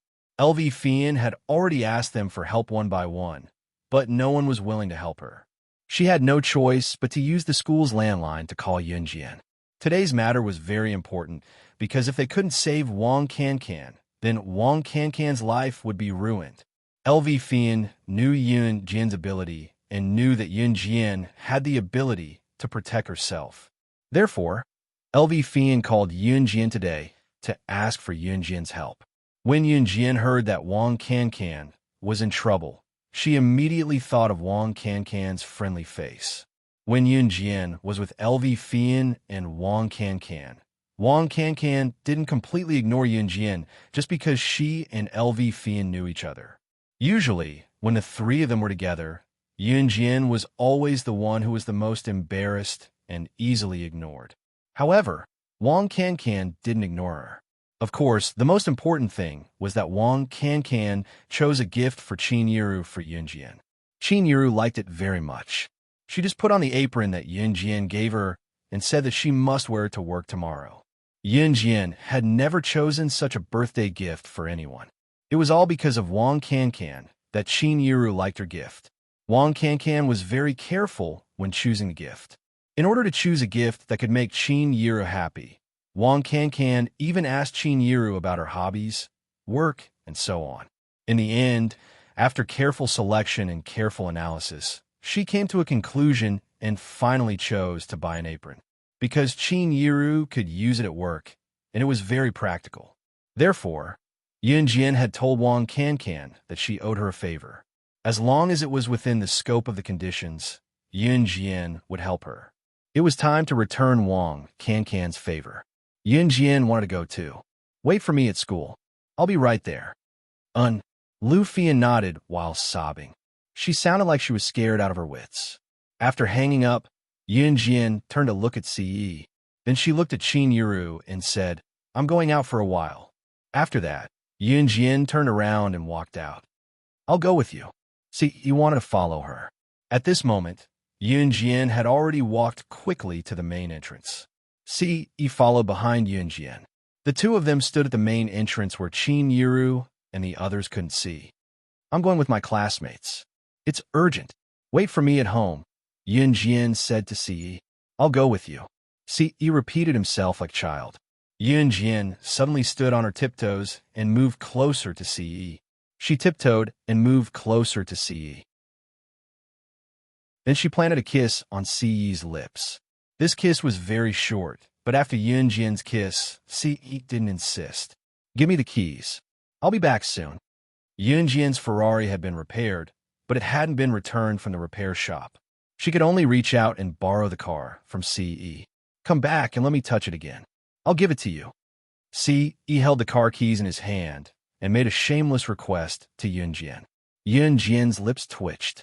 Because of the urgency of the matter, she agreed to Ce's shameless request shyly. And give it to me. Yun Jian's words made Ce's imagination run wild. Chapter 1479. When Yun Jian drove to Lu Fian's school gate, she saw that the girl was already waiting for her not too far away. Lu Fian's small and delicate face was scrunched up tightly. Lu Fian was still the same as before. If something happened to her friend, she would not sit idly by. When she had just been reborn, the first person Yun Jian met who helped her in Xinjiang town's toilet was Lu Fian. Lin Mingyu, who went against Yun Jian back then, was the daughter of Xinjiang town's principal, but Lu Fian was not afraid of offending Lin Mingyu. Even if she would be implicated, Lu Fian helped her. Yun Jian liked Lu Fian's personality as her friend. Get in, Yun Jian said to roll down the window. Lu Fian did not think much about how Yun Jian knew how to drive a car, because she was worried about Wang Cancan. She told Yun Jian once she got in. Xiao Jian, something happened to Cancan. She called me half an hour ago when she was in the toilet and said that Senior Duan Ming wanted to take her to a hotel, but she wasn't willing. Senior Duan Ming said that they wouldn't do anything if they went to a hotel, so she agreed. I didn't think much about it at the time, because Senior Duan Ming's conduct in school is still decent. I called Cancan later and realized that I couldn't get through to her phone. Just now, a girl who stayed over in our class said that Duan Ming's family was poor, so he often uses good looks to seduce girls. He abducted girls from school to a hotel and contacted some shady young men to sell the girls' virginity. Listen, the girls who were sold were sullied by more than 10 men in one night. The girls didn't dare to speak about it because the men forced them to take drugs and made them addicted to drugs. Some girls were originally good girls, but because they were addicted to drugs, once the drug addiction kicked in, those girls were originally clean and honest girls. But because of this damn drug addiction, they even went to nightclubs to sell their bodies. My classmate told me just now that a girl in our school received 5 customers a night because of this. Speaking of this, Lu Fian was already a little scared.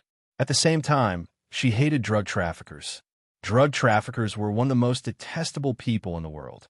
They only cared about their own profits, but they would do anything to harm other people's families.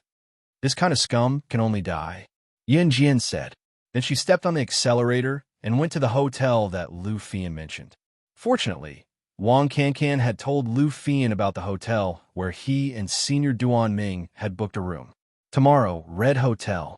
As soon as they entered the hotel, Yun Jian and Lu Fian asked the receptionist for Wang Cancan's specific room and went to the hotel. It was room 319, in the easternmost corner of the third floor. On the easternmost staircase and elevator on the third floor, there was a group of more than 10 people.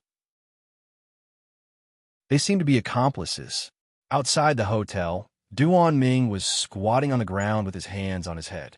It was obvious that he had done something bad. Once this is done, you will be rewarded handsomely. A man at the side patted Duan Ming's head. He did not treat Duan Ming as a human at all and threw down a large pile of RMB from Duan Ming's head. Brother Xiong, how long has Mao Doer been in there? When will he be done? We brothers can't wait any longer. One of the men pulled up his pants and asked the man who was throwing money at Duan Ming, "What's the rush? We just went in." Just as the man finished speaking, two figures ran up the stairs. Yun Jian and Lu Fian had clearly heard what the man had just said. They were already certain that Wang Cancan was in the hotel. Wang Cancan is inside. Yun Jian walked over to the hotel. Asking this question was just a slip of the tongue from Yun Jian's mouth. "Who are you?" Seeing that Yun Jian actually knew about Wang Cancan, the man immediately raised his voice. "I will only give you 1 second to consider. Hand over Wang Cancan, or else none of you will leave today. All of you will die." Yun Jian glanced at them from the corner of his eyes, his sharp eyes causing the dozen or so people present to be stunned. Chapter 1480. The man, who was called Brother Xiong, casually raised his head and glanced at Yun Jian. Then, he raised his eyebrows and whistled. He looked at Yun Jian provocatively and said to Yun Jian in the words of a hooligan, "Yo, yo, yo, look, where did this chick come from? She even said she wanted us to die. What do you want us to die? Hee hee." Brother Xiong rubbed his hands and laughed sneakily. Then, he took a big step forward towards Yun Jian. "Chick, you delivered yourself to my door. Are you with the one in the room? Why don't you follow us and have a good time? Ha ha ha, our skills are awesome. Do you want to try your hands?" Brother Xiong rubbed his palms and the back of his hands and laughed sneakily. Brother Xiong was still rubbing his palms and the back of his hands when Yun Jian walked over and kicked Brother Xiong away and walked towards room 319. Yun Jian's kick seemed to be very light, but in fact it was so strong that Brother Xiong fell down the hotel corridor. With a bang, Brother Xiong fell to the ground and almost spat out a mouthful of blood. Brother Xiong felt that his internal organs were about to be damaged. He covered his heart and only reacted after a long time. When Brother Xiong reacted, he realized that Yun Jian had already walked towards room 319. His dozen or so brothers stared blankly at Yun Jian walking in that direction. At this time, none of them reacted. F*CK. This woman was really fierce. What are you guys standing there for? Waiting for the food to be served. Go for me. Catch her. After Brother Bear came to his senses, he cursed and roared. When the dozen or so brothers heard Brother Xiong's roar, they all rushed towards Yun Jian. The door of room 319 had been closed and locked. Needless to say, it was definitely the Mao Doer that Brother Xiong and the others were talking about. Yun Jian lowered her head slightly and saw Duan Ming sitting dispiritedly on the ground beside the door of room 319. There was no doubt that this was what Duan Ming had done. Duan Ming's family was poor, and he was the kind of family that couldn't even support his family. It was precisely because of this that he started to deceive girls and used his handsome appearance to attract their attention everywhere. Normally, when a girl heard Duan Ming's request to get a room, she would follow him over. Then, Duan Ming would naturally charm the girl and call out these hooligans from society and sully them. But Wang Cancan liked him and had even mustered up the courage to confess to him yesterday, saying that she had completely fallen in love with him since junior high school. When Duan Ming heard Wang Cancan's confession, he thought that Wang Cancan would definitely agree to his request to get a room at the first possible moment. Who would have thought that Wang Cancan wouldn't agree to go at first? Later on, Duan Ming said that it was just a room, and the two of them wouldn't do anything. Only then did Wang Cancan go to the toilet and get a room with him. What happened next was more or less the same. After Wang Cancan and Duan Ming went to get a room, Duan Ming used the same method to charm Wang Can, like how he charmed the other girls, and then attracted these hooligans. Now that their souls had returned to reality, just as Yun Jian walked to the door of room 319, Brother Xiong's group of brothers surrounded Yun Jian. The door of room 319 was locked. Standing there, Yun Jian was like leaning against a wall and being surrounded by these people. Brother Xiong wiped his mouth and chuckled. Huh, let's see where you can run to now. Without the key to room 319, no one could enter. At least, that was what Brother Xiong thought. Everyone present thought the same. Xiao Jian. Lu Fian had witnessed Yun Jian's ability, but she still called out worriedly as she stood outside the circle and watched Yun Jian being surrounded by the crowd. Of course, I'm going to open the door and escape, Yun Jian said with a light press of her lips. What did you say? You want to open the door? Ha ha ha. Are you stupid or stupid? The door is locked from the inside. You want to open it? Unless you have the ability to pick locks, you're just a young girl. You want to go into the room? Don't be ridiculous. Huh. The door behind you is nothing more than a wall to you. I think you'd better obey us obediently, or else. Brother Xiong's mocking tone rang out. His brothers around him guffawed as well. However, at this moment, a crack sound suddenly rang out. Yun Jian flipped her hand, and a small blade appeared in it. She inserted the blade into the door lock and turned it gently. The blade was like a key, opening the door of room 319 directly. Brother Xiong and his men were dumbfounded. Brother Xiong, who had been guffawing earlier, was now dumbfounded.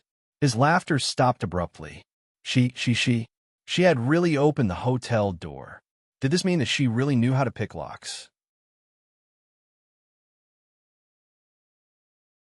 Chapter 1481. Such a young girl was actually a professional at picking locks? Brother Xiong and his group were all dumbfounded on the spot. They were all stunned on the spot, unable to react at all. Brother Xiong and his group watched as Yun Jian opened the door and entered. By the time they reacted, Yun Jian had already broken the door and entered. Stop right there. Only then did Brother Xiong and the others react. Yun Jian had already walked through the door. He shouted loudly, and then chased closely behind Yun Jian's footsteps. 5 minutes ago, room 319. Inside the room, Wang Can had just woken up when he found himself lying flat on the hotel bed. Senior Duan Ming? Senior Duan Ming. Wang Can shouted twice and realized that her mouth was dry. She raised her hand and gently placed it on her forehead, but felt that her hand was quite heavy. Yo, the little beauty has already woken up? At this time, the sound of the shower in the toilet stopped, and a fat body walked out of the hotel toilet. This fat figure weighed at least 160 kilograms and was so fat and clumsy that it made people shudder. This person was the Mao Doer that Brother Xiong and the others were talking about. Mao Doer looked at Wang Can foolishly, as if he had seen some delicacies. He wanted nothing more than a pounce on Wang Can and push him down. But at this moment, Wang Can could not escape, so Mao Doer did not plan to pounce on him immediately. As for this meat, he had to slowly taste it before he could enjoy its taste. The fat Mao Doer rubbed his hands that were covered with black hairs as he walked towards Wang Can. You? Who are you? Where's Senior Duan Ming? Wang Can struggled to get up, but she suddenly felt that her body was as soft as mud, and she couldn't stand up no matter how hard she tried. Little beauty, you won't be able to escape. Who are you talking about? That brat Duan Ming. Ha, he's right at the door. He bought your first night for more than a dozen of U.S. brothers. I'm the first one to enjoy you. Just stay where you are obediently and don't move. Big brother will dote on you right now. Mao Doer rubbed the back of his hands and was about to pounce on Wang Can. What? It's Senior Duan Ming. This is impossible. Wang Can's face was pale and powerless. She looked at Mao Doer and growled with certainty. Her Senior Duan Ming wouldn't betray her. He wouldn't. He wouldn't bring her to such a place just to sell her. But the drink that Senior Ming had given her when she was unconscious when she woke up, she felt weak all over. Wang Can shook her head in disbelief, but she already knew what was going on. Who did this? She was just unwilling to admit it.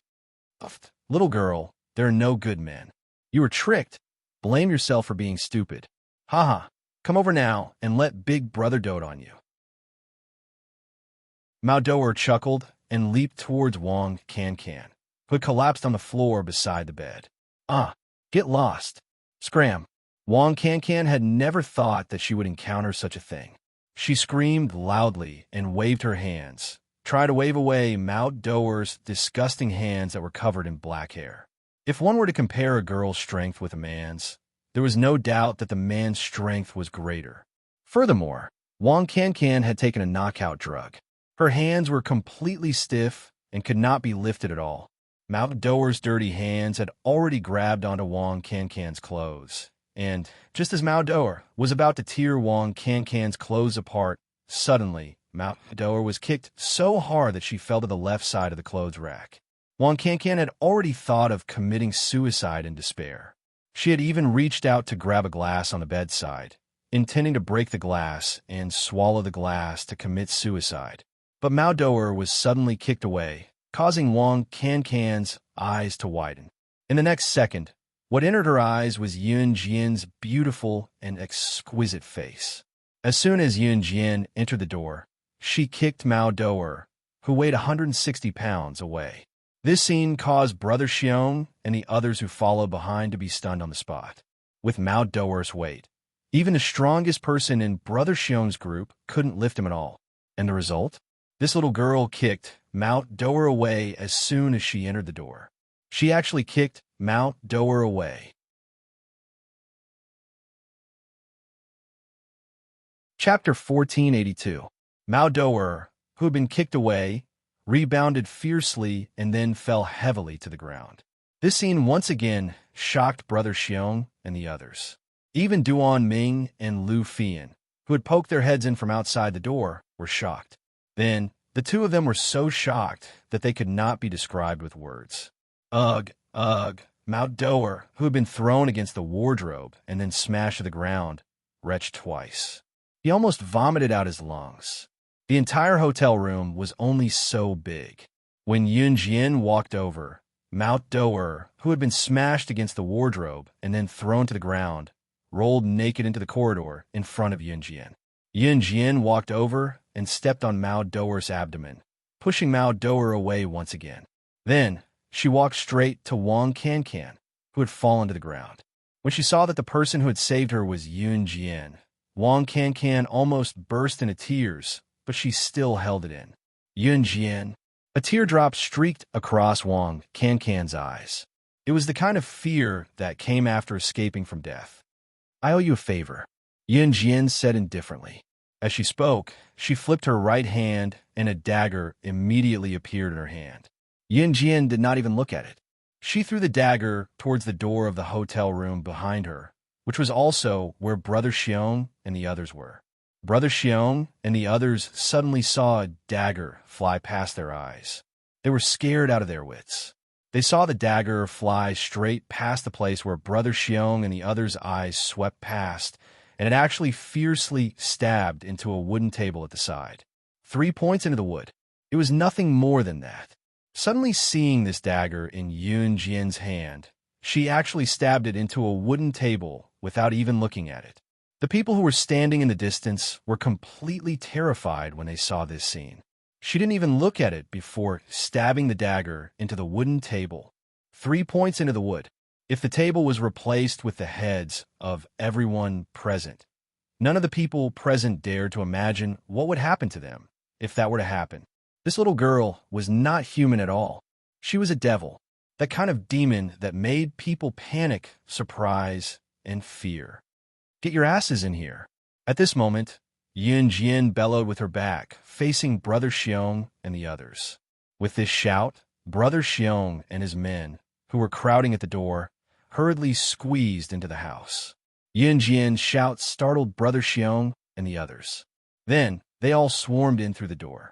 Unknowingly, Brother Xiong's group had become so obedient. This scene stunned Duan Ming, who was paralyzed at the entrance. Every time Brother Xiong and his men appeared in front of him, which one of them wasn't insolent? That arrogant look simply did not treat him, Duan Ming, as a human being. Every time, Duan Ming tricked a girl, as if his entire body had been sucked out of him and was paralyzed at the entrance. Brother Xiong would sprinkle him with tin or so Grandpa Mao, and then sprinkle Grandpa Mao over his head without treating him as a human at all. Duan Ming thought that Brother Xiong and his group could be so arrogant in front of anyone. But Duan Ming was wrong. Yun Jian was just a little girl in her teens, but she had the ability to order Brother Xiong and the others around. She had the strength to make Brother Xiong and his group obey her orders. "Ah, sis, do you have any orders for this?" Brother Xiong, who was in high spirits just a moment ago, was now standing in front of Yun Jian like a pug. He looked at Yun Jian and forced out a smile, as if he was afraid of angering Yun Jian. In fact, Yun Jian had only made a few moves, and it was only those few moves that made Brother Xiong and the others feel fear towards Yun Jian from the bottom of their hearts. "Apologize," Yun Jian said softly. "Huh?" Brother Xiong didn't react for a moment. "I told you to apologize." Yun Jian kicked the back of Brother Xiong's knee, causing him to kneel down in front of Wang Cancan. F***CK. "You little doll, you really think you're invincible." There's a very ugly man on Brother Xiong's side who couldn't stand it anymore. Being bullied by a little girl like this, was this a joke? Just as the man was about to speak, two bright blades flew over the man's head and neatly nailed themselves into the wooden wall behind him. Chapter 1483. That blade had flown right over his head. Then it nailed into the wooden wall behind the man. At this moment, the man was so scared that he was completely dumbfounded. He turned around in a daze and looked at the two blades that had flown into the wooden wall. His eyes were lifeless. How many years of training would it take to achieve such a superb throwing knife technique? Moreover, did such a throwing knife technique really come from the hands of a young girl in her teens? It seems that all of you are very unconvinced. Then I can only use extreme methods to resolve today's matter. Yun Jian clenched her fists. Her red arc rose, and her entire person was like a god of death from hell, causing people to be terrified. Kacha kacha. Yun Jian clenched her fists, and a series of crisp sounds came from the bones of her fingers. This scene scared Brother Xiong out of his wits. He was afraid that he would be implicated, so he shouted at the brothers behind him, "All of you, apologize to Laozi. Quick, you bunch of useless pigs." With that, Brother Xiong hurriedly stood up and then bent down to apologize to Wang Cancan. I apologize. It's all our fault today. It's all our fault. It's our fault. It's our fault. We deserve to die. Damn it." As Brother Xiong spoke, he even stretched out his hand and slapped himself on the face. At the same time, Brother Xiong's attention was always on Yun Jian, as if he was afraid that Yun Jian would kill him. "Scram," Yun Jian said indifferently to Brother Xiong and the others. Then, she took off her coat and let Lu Fian drape it over Wang Cancan's body. Hey, we'll scram." Hearing that Yun Jian did not care about this matter, Brother Xiong and the others decided to escape first and come back to settle the score with Yun Jian next time. When they passed by the main entrance, Brother Xiong even pointed at Duan Ming, as if to say, "Just you wait." Wang Cancan did not cry. She was very strong, but she glared fiercely at Senior Duan Ming, who was sitting at the door. Her Senior Duan Ming, the Senior Duan Ming she loved the most, was actually that kind of person. Back then, she had fallen in love with Duan Ming because she was in the same school as Duan Ming in junior high. One time, during physical education class, her ping-pong ball had accidentally fallen into a smelly ditch in the school. Duan Ming was the only one who saw that she was in trouble and stood up to help her pick up the table tennis ball from the smelly ditch. At that time, Duan Ming was honest, well-behaved, and excellent in his studies. Wang Cancan silently liked him. When he reached high school, he even deliberately found out from others about the school that Duan Ming planned to enter, and then secretly entered the same high school as Duan Ming. However, Wang Cancan never have imagined that a person's living environment could change a person's mentality.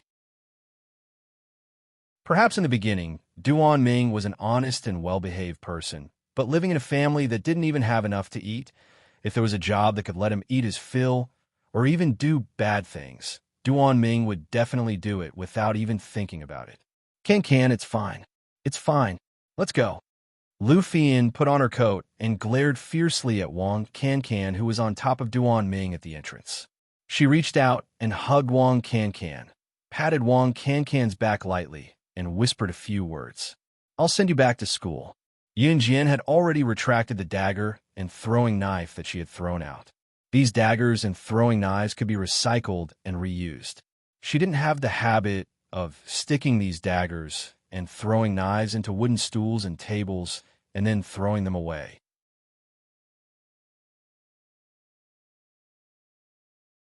Chapter 1484. Yun Jian did not understand Wang Can's feelings, nor did she know how to comfort him. In the end, she left after sending Wang Can and LV Fian to school. Before she left, LV Fian thanked Yun Jian on behalf of the groggy Wang Can. Xiao Jian today is really... I don't know what to do if it wasn't for you. As long as he's fine, Yun Jian replied. I'll help Can back to his dorm then. Drive slowly when you get back later. Don't get caught by the traffic police. LV Fian reminded softly as Yun Jian was an underage driver. Yun Jian nodded and returned to her Lamborghini sports car. She only left when she saw LV Fian helping Wang Can into the school gate. On her way home, she received a call from Su Zetian. Yun Jian was now developing her legitimate business and mafia business. Her legitimate business was New Cruise, while her mafia business was Falcon Hall. Su Zetian and Zhang Jifan were the spokespersons for Falcon Hall and New Cruise respectively. Without Yun Jian around, Falcon Hall and New Cruise were supported by them. Su Zetian called to say that he had found out about the mafia that he Long and Qi Shangjin were in. Zhang Jifan came over to report to Yun Jian about New Cruise's recent sales trend as well. Ding Ding Bar, wait for me at the usual spot. Yun Jian told Su Zetian and hung up the phone. She stepped on the accelerator and turned her sports car toward Ding Ding Bar. 13 minutes later, they arrived at the entrance of Ding Ding Bar. Ding Ding Bar was already crowded during the day. Due to its recent popularity in Longmen City, Ding Ding Bar was crowded during the day. When it was nighttime, people from the night market would usually come to Ding Ding Bar. Recently, the other bars were not doing well in terms of sales. Only Ding Ding Bar's income was on the rise. This also showed that most of the people who came to nightclubs would choose Ding Ding Bar. In fact, there was another important reason for Ding Ding Bar's booming business. It was because Ding Ding Bar occupied a large area, about a quarter of the size of a school. Bars were usually only the size of a few rooms, but Ding Ding Bar was different. It was more than 10 times bigger than an average bar. Big investment, big return. The investment in Ding Ding Bar was high. It looked luxurious, but the consumption was similar to ordinary bars. Naturally, many people came. Some people thought of this, but they couldn't afford to invest. Naturally, they couldn't compete with Ding Ding Bar. At that time, Yun Jian had already arrived inside Ding Ding Bar. Yun Jian passed through countless private rooms and headed towards the VIP room in the corner. When they passed by a private room with its door open, Yun Jian could hear the noise of countless people inside, but she could still hear an obvious conversation in the private room. F***CK. I really don't know what kind of bad luck I have today. To think that he would meet such a terrifying woman. F***CK. I'm gonna F***CK her to death. I'm not convinced. Yo, Brother Bear, what kind of person can make you so angry? Listening to your tone, could it be that the person was a woman? Why don't we brothers go a few rounds and F***CK her to death? We have hundreds of brothers here. Are you afraid that we can't F***CK a woman to death? We'll definitely vent our anger. If I meet her now, I'll beat her until she kneels down and begs me to F***CK her. When a group of men gathered together, it wasn't surprising that they liked to talk dirty. Yun Jian was just passing by, but her ears were sharp. The words Brother Bear made her raise her eyebrows slightly. Of course, Yun Jian didn't dodge on purpose. She walked directly through the door of the private room. It happened to be the trace of Brother Bear's disgusting obscenities. Brother Bear had been saying F***CK, but when he saw Yunjin appear in front of him naked, his face instantly darkened. She's the terrifying woman who made us apologize just now. Brother Bear saw that Yunjin's eyes were on the road ahead and not looking into the private room at the entrance, so she did not hear him telling his other buddy that he would beat her until she kneeled and begged him to F***CK her the next time he saw her. It was an extremely perverted threat. In the end, before Yunjin could even make her way over, one of his slow-witted brothers actually bellowed at the sight of her. This roar made Brother Bear tremble with fear. Brother Bear had always been afraid of Yunjin from the bottom of his heart. Although he wanted to take revenge, now wasn't the time. When Brother Bear's stupid brother roared, Yunjin, who was about to ignore him and walk over, turned around.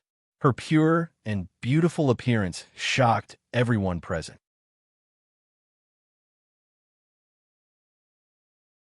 Chapter 1485. When Yunjin glanced over, Brother Xiong and the rest who had seen Yunjin's skills before were so frightened that their faces changed. The men who were discussing with Brother Xiong and the rest had not seen Yunjin's skills. Now that they saw Yunjin standing at the entrance and saw that Yunjin was such a beautiful young lady, all of them started whistling. Oh my, such a beautiful young lady. Brother Xiong, are you sure this young lady is the one who is so powerful that she could subdue all of you by herself? One of the men whistled and walked towards Yunjin. Then he stood not far away and looked at Yunjin for a long time before he finally asked, "Such a beautiful young lady. Even I want to woo her and make her my girlfriend." Brother Xiong, no wonder you wanted to beat her up and made her beg you to F***CK her. Ha ha. That was not all. The man who was whistling stared at Yunjin's perfect face for a long time before he finally spoke. Brother Xiong was a little afraid that Yunjin would make a move. However, he suddenly thought about it. This was a nightclub. This was the territory of these gang members. Moreover, today was Brother Xiong's gang's gathering. The gang leader had booked more than 10 private rooms. Now, all the people in the surrounding rooms were his brothers. There should be at least a few hundred people in this group. A few hundred people. Could it be that he, Brother Xiong, had to be afraid of Yunjin, this stupid woman? Oomph. From the looks of it, he should let this woman lick his knees today. Just now, she actually wanted him, Brother Xiong, to kneel down to Wang Can and apologize by slapping himself. If he did not take revenge for this, his name would be written in reverse. Yunjin looked up slightly at the room. She did not care about the gazes and comments of outsiders. Otherwise, just based on her identity as the #1 secret agent in her previous life, how many people would look at her and gossip about her? Back then, there were even people who said that Yunjin knew Hun's leader. Then, they said that she knew Hun's leader. The reason why she could sit at the top of the international secret agent ranking was all because she opened her legs and served Hun's leader. Cough. Although she had met CE after her rebirth, she had relied entirely on her own abilities to climb up to that throne. She had not relied on anyone else. As the saying goes, it's up to you to decide what others say. You just have to walk your own path. Therefore, after hearing what these people said, Yunjin decided to ignore them and walk forward. But just as Yunjin took 2 steps forward and was about to ignore Brother Xiong and the others, Brother Xiong's roar rang out in time. "Stop. You, it is you. Stop right there. You still haven't settled the score between us. You want to leave? No way." The reason why Brother Xiong suddenly became so arrogant was because over 100 people from his gang were gathered here. Could Yunjin withstand the attacks of hundreds of people by herself? Puff. He didn't believe it. Yunjin raised her eyebrows slightly and turned around. Originally, he thought that Brother Xiong and his group had already learned their lesson, but he didn't expect them to still be so stubborn. What? Yunjin crossed her arms in front of her chest. Her frail body looked rather frail, but when she turned around, her sharp eyes seemed to be able to kill everyone present. Brother Xiong was so frightened by her sharp eyes that his body trembled violently. However, Brother Xiong still calmed himself down and pretended to be very calm as he looked at Yunjian. I want you to apologize to us. Hee, otherwise, I will let you die a horrible death.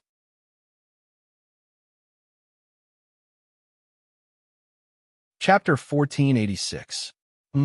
Let me die a horrible death? Yunjian seemed to have heard something interesting as she stopped and looked up at Brother Xiong and the rest, her tone tinged with interest. Don't think that I'm afraid of a little girl like you. I'm from the Nine Valleys gang. Our brothers are gathering here today. There are hundreds of us. If you know what's good for you, you'd better apologize quickly or else. How about I strip you naked and let all our brothers here enjoy you? Brother Xiong was quite afraid of Yunjian in the beginning, but he was no longer afraid of Yunjian when he saw that he had the upper hand. He revealed his trump card openly and waited for Yunjian to beg for mercy. Brother Xiong thought that Yunjian would be frightened by his words or kneel down and beg for mercy like he did earlier. He could then do whatever he wanted to Yunjian and the rest. Yunjian did not. Yunjian remained with her arms crossed as she looked at Brother Xiong and the rest with interest. They were from the Nine Valleys gang. It piqued Yunjian's interest. The Nine Valleys gang was the second largest gang in Longmen City. When Dragon Head gang, also known as Falcon Hall, was still in Su Zetian's hands, the Nine Valleys gang's influence had almost surpassed Dragon Head gang. Since Yunjian took over Dragon Head gang and changed its name to Falcon Hall had become the biggest gang in Jia province. What was the Nine Valleys gang? They might have some status in Longmen City, but to Yunjian's Falcon Hall, they were nothing more than a speck of dust that could not be bothered to clean up. It was only when Brother Xiong mentioned the Nine Valleys gang today that Yunjian suddenly realized that there was a gang called the Nine Valleys gang in Longmen City. Seeing that Yunjian did not speak, Brother Xiong paused and added, Why aren't you afraid? Why should I be afraid? Yunjian simply walked in through the door of the private room. She randomly picked a leather sofa and sat down. Then, she propped her chin up with her elbow and sneered at Brother Xiong. Seeing that Yunjian was so lazy as if she was at home, Brother Bear was very unhappy. However, just looking at Yunjian's delicate face made Brother Bear's heart itch even more. Did you not hear it, or did you not notice it? The people in the private rooms nearby are all brothers of the Nine Valleys gang. There are over 100 of them. You're a little girl. Aren't you afraid? Besides, the Nine Valleys gang is Longmen City's second largest gang. Are you really not afraid? I don't believe it. Big Brother Bear purposely emphasized the name of the Nine Valleys gang. Normally, when a girl heard that he was from a gang, her face would turn pale with fright. But when Yunjian heard about the Nine Valleys gang, she heard that Brother Xiong and the others were from the same gang. It was as if he hadn't heard anything. Nine Valleys gang. Yunjian suddenly called out softly. Hearing Yunjian mention the Nine Valleys gang, Brother Bear thought that Yunjian must be afraid, so he lifted his head and said proudly, That's right. I'm from the Nine Valleys gang. I should say that all of our brothers here are from the Nine Valleys gang. So are you scared now? If you are, take off your clothes obediently. If you serve us well today, I'll let you go. Otherwise, just as Brother Bear said that, Yunjian narrowed her eyes and smirked. Nine Valleys gang. I almost forgot that there's a second gang in Longmen City, the Nine Valleys gang. I'd really like to know why you Nine Valleys gang members are here for a gathering at Falcon Hall's bar instead of your own bar. Falcon Hall's wine bar. Yunjian's words stunned Brother Bear and the others. Could this young girl, Yunjian, be from Falcon Hall?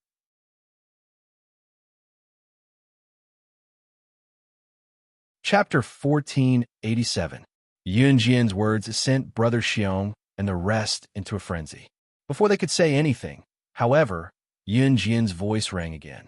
Thanks for the reminder. There's still a Nine Valleys gang in Longmen City, but you won't live past tomorrow. A mountain could not accommodate two tigers. Yunjian's vision had never been limited to Longmen City. Back when Qin Sini was kidnapped, Yunjian had gone to the Nine Valleys gang's boss, Yuan Xiuxiao. This was because Yuan Xiuxiao's sister, Yuan Xiaoyu, was the one who knew about the incident back then, or perhaps she was the one who plotted it. Yun Jin did not pursue the matter, but it did not mean that she did not remember it. She simply did not expect a gang like the Nine Valleys Gang to exist in Longman City. It was not too late to think about it now, though. What do you mean? Do you know what position the Nine Valleys Gang has in Longman City? We're the second largest gang in Longman City. Do you believe that I'll kill both of you? Although Brother Xiong and the rest were taken aback by Yun Jian's Falcon Hall, doubted the meaning behind Yun Jian's words. Could it be that Yun Jian was someone in Falcon Hall? Thinking about it, how could a young girl who looked around 16 years old join a gang like Falcon Hall? Brother Xiong and the rest did not intend to join the Nine Valleys Gang. They had chosen to join the Nine Valleys Gang because they could not join Falcon Hall. To Brother Xiong and the rest, Falcon Hall's members were strictly vetted. They were not allowed to steal, rob, do anything illegal, or collect protection fees. In short, those who joined Falcon Hall had to be honest and upright. They were not allowed to do anything illegal. This was not something a gang member should do. Thinking about it, even if Yun Jian was a member of Falcon Hall, she must be an insignificant person with no name or status. How could Falcon Hall implicate the Nine Valleys Gang because of such a nobody? It was impossible to think about it with one's brain, so Brother Xiong was not afraid of Yun Jian at all. He even thought that Yun Jian was spouting nonsense. Could it be that she was afraid of them? So she decided to pretend to be from Falcon Hall so that she could scare them and take the opportunity to escape? The more Brother Bear thought about it, the more he felt that this was the case. He rubbed his hands together and felt that instead of enjoying Wang Can, it was better to have Yun Jian. Just thinking about it made Brother Xiong feel that his lower body was already swollen. He rubbed his hands and walked over to Yun Jian. "Little beauty, just give in to me. It's not like you'll lose a piece of meat." As soon as he finished speaking, Yun Jian's expression changed. She stood up and kicked Brother Xiong away. Then, she looked coldly at the crowd and said softly, "Tell Yuan Su Xiao to get in front of me." Is this how he has been teaching his gang members to run amok for the past half a year? Yuan Shu Xiao was the boss of Longmen City's second mafia group, the Nine Valleys Gang. He was present when Yun Jian killed Wolfblade, who was ranked top 10 in the assassin ranking. Do you really know our boss? Brother Bear, who was sent flying by Yun Jian's kick, only came to his senses after a long while. He clutched his chest at once and stared at Yun Jian blankly, asking in fear. Brother Xiong's brothers around him were slightly stunned as well. It was obvious that if Yun Jian really knew their boss, everyone present would be doomed. If Yun Jian was a relative or friend of their gang's leader, it would be even more plausible. Brother Xiong was slightly scared. It was then that a steady silhouette came through the door with a group of people following behind him. Boss? The people in the room were shocked when they saw Yuan Su Xiao walking in from outside the room. Speak of the devil, and he will appear. Boss, here, there's a crazy young lady here who asked you to get in front of her. Once Brother Xiong heard that his boss was here, he scrambled over, thinking that he had to criticize Yun Jian in front of Yuan Su Xiao as soon as possible. Hearing that someone wanted him to get in front of her, Yuan Su Xiao was slightly taken aback before he turned to look at Yun Jian. Even after half a year, Yuan Su Xiao could still recognize the girl in front of him at first glance. Was she not? The young lady who killed Wolfblade, who ranked 10th on the assassin ranking all by herself? She was also...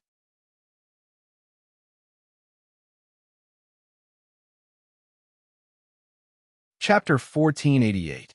Yuan Shu Xiao and the rest of them did not know that Ding Ding Bar was Falcon Hall's property.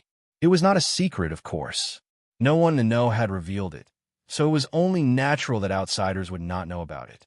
As the boss of Longmen City's second-largest mafia group, the Nine Valleys Gang, Yuan Shu Xiao did not inquire about who owned Ding Ding Bar. Ding Ding Bar's performance was astounding, monopolizing the nightclub business in Longmen City.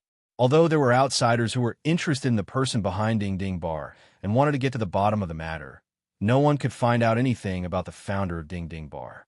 Therefore, it was not surprising that Yuan Shu Xiao wondered why Yun Jian was here. Yun Jian was Falcon Hall's boss after all. Why would she be here? Yuan Su Zhao's greeting of Falcon Hall's boss stunned Brother Xiong and the others. Falcon Hall's boss? Who? Could it be that the person who called her Falcon Hall's boss was this young girl who looked delicate and pretty with a hint of brashness? Brother Xiong and the rest turned to look at Yun Jian. Her mouth opened and widened at a speed everyone could see clearly until she could not close it. BBBBBBBBBBBBBR. You saying, this assists this girl as Falcon Hall's BB boss. Brother Xiong asked Yuan Shuxiao in shock as he gaped at Yun Jian. Yun Jian was Falcon Hall's boss? This girl who was not even 18, yet was Falcon Hall's boss? What kind of joke was this? Go away. What girl? Don't talk nonsense. This is Falcon Hall's boss, slaying Luo. Yuan Shuxiao slapped Brother Xiong away when he heard the question and went to Yun Jian, like he was waiting for Yun Jian's reply. Brother Xiong and the rest were so scared that their faces turned pale. They stood there in a daze. He had thought that Yun Jian was just an ordinary girl, and even had the thought of taking Yun Jian as any other girl and forcefully possessing her. Who would have thought? Yun Jian, Falcon Hall's boss, slaying Luo? This little girl was actually the boss of Falcon Hall. She really was from Falcon Hall. They had offended the boss of Falcon Hall. The faces of Brother Xiong and the others darkened as if they had just eaten dog shit. Everyone in the room was stunned. Everyone stared at Yun Jian, who was standing in front of Yuan Su Xiao. Although she looked petite, her aura was so strong that no one could look at her directly. That was Longmin City's legend. That was Falcon Hall's boss, Rakshasa. That was a 16-year-old girl in the prime of her youth. Even Yuan Shuxiao had to lower his head slightly in front of Yun Jian. In terms of aura, Yuan Shuxiao had no choice but to submit. At this moment, there was only silence in the boisterous bar. Everyone was looking at Yun Jian in a daze. Even Yuan Shuxiao was no exception. What Yuan Shuxiao did not expect was that Yun Jian had already shown off her abilities when they first met. Half a year later, Yun Jian had already led Longmin City's top mafia group, Dragon Head Gang, which was now Falcon Hall, to become the top mafia group in Jia Province. When Yuan Shuxiao asked Yun Jian earlier, Yun Jian had been standing in front of everyone without saying a word. The room was silent as no one dared to speak up. Yuan Shuxiao had been waiting for Yun Jian's reply. As time ticked by, it was so long that Yuan Shuxiao thought that Yun Jian would not reply to him.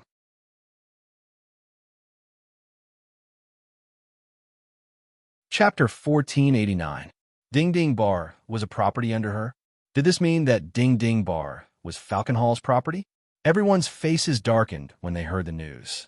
Who did not know about Ding Ding Bar now? In Longmin City, Ding Ding Bar's performance was growing day by day. Other than Ding Ding Bar, the other bars in Longmin City were on the brink of bankruptcy. Only Ding Ding Bar's performance was still on the rise. Under such circumstances, countless people in Longmin City paid close attention to the person behind Ding Ding Bar. Everyone wanted to see who was running Ding Ding Bar to be able to crush the other bars in Longmin City and turn the tables when the other bars were on the brink of bankruptcy. Who would have thought that Ding Ding Bar was Yun Jian's? Ding Ding Bar was Falcon Hall's? Even Ding Ding Bar is Falcon Hall's property? Yuan Shuxiao was completely dumbfounded as well. He froze for a moment before asking Yun Jian, "If it's not mine, then it's yours." Yun Jian smiled and pulled over a stool beside her to sit down.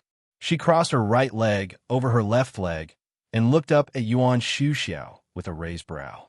"No, that's not what I meant." Yuan Shuxiao was taken aback and was about to explain himself when he heard the call. Yun Jian, who was sitting on the stool in front of him, made a call and spoke to the person on the other end. "Room 519, let's talk." Yuan Shuxiao didn't hear clearly what the person on the other end of the phone said, but he had a hunch that the person who came was definitely not a simple person. No one in the room dared to speak as Yuan Shuxiao waited for Yun Jian to speak. Yun Jian looked up at Yuan Shuxiao and said, "Your Nine Valleys gang has offended me. I'm very upset and want to wipe out your gang. What do you think?" Yun Jian said it casually, but Yuan Shuxiao broke out in a cold sweat when he heard it. Falcon Hall's boss, who offended you? I'll definitely find him and chase him out of the Nine Valleys gang." You? What Yuan Shuxiao was most afraid of had come. Falcon Hall was getting stronger now, which meant that his Nine Valleys gang was getting more dangerous. Yuan Shuxiao had been keeping a low profile for the past 6 months, afraid that he would go up against Yun Jian's Falcon Hall. In spite of it, what he was worried about had come without warning. Just as Yuan Shuxiao was about to admit his mistake and protect his Nine Valleys gang, Yun Jian cut him off. No need. I'll give you 2 choices. 1. Nine Valleys gangs. 2. Join Falcon Hall. She, Yun Jian, would never leave a tumor in Longmen City. Longmen was the headquarters after all. She would wipe out all the gangs in Longmen City without a doubt. Yuan Shuxiao's voice stings, Yun Jian's, Yun's, Yun Jian's by Yun by Yun by Yun Yun. Eunice Yun Jian was halfway through her words when 2 silhouettes entered the room. Both of them were dressed in formal suits.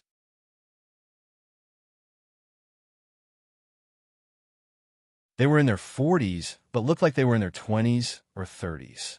They were none other than Zhang Zhifan and Su Zetian. Zhang Zhifan and Su Zetian spent a lot of time together, drinking tea and sparring when they were free, or talking about the direction of Falcon Hall and new crews. They were living like gods. When they saw Zhang Zhifan walk into the room, everyone in the private room was filled with respect for him. Zhang Zhifan had represented new crews and attended many press conferences and automobile exhibitions. He was a prominent figure who was often exposed in the media and newspapers. Therefore, when they saw Zhang Zhifan, everyone in the private room was filled with respect. It was because Zhang Zhifan had started from scratch and achieved what he was today in less than a year. It could be said that Zhang Zhifan was the goal of many young people. Sister Jian, we're here. While everyone looked at Zhang Zhifan with slight admiration, Zhang Zhifan suddenly went to Yun Jian and lowered his head slightly at Yun Jian in front of everyone, calling out softly. This shout frightened the people around him. Sister Jian? The CEO of New Cruise, Zhang Zhifan, was calling Yun Jian sister? What did this mean? Someone who could make New Cruise's CEO call sister. Could Yun Jian be?